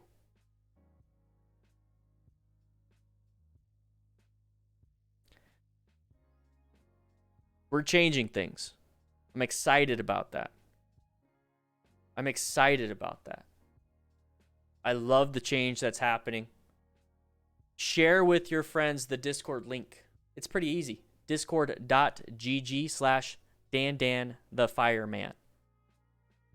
It's easy. We're Discord partnered. We're verified everywhere. I don't take brand deals because I don't want people to dictate how I say or do things, because you guys are the ones that dictate and say how I do things. It's why we have memberships. It's why you don't see very much outside of like Rock Form or Kill Cliff, and that's pretty much it. I give you resources, accident scene management, take a class at the MSF. That's what I do. I don't do brand deals now, because I got you guys. So that's what we're going to be doing here on this channel. Discord is absolutely free. If you would like to join the Discord, click the link in the chat. All the links that I just talked about are in the description. We will be getting going. I have a meeting I have to get to right after this. And I just want to say thank you, you guys. We have tomorrow, it's going to be a members-only stream. So right now, how it's just members talking. Tomorrow, that's what it's going to be for the full 2 hours. Maybe the last hour, we're going to open it up to everybody. But the first 2 hours is going to be members-only chat. The stream itself, everybody can watch. But join the Discord, guys. The Discord is absolutely free. With that said, hope you guys ride safe. Be safe. And I will see you tomorrow.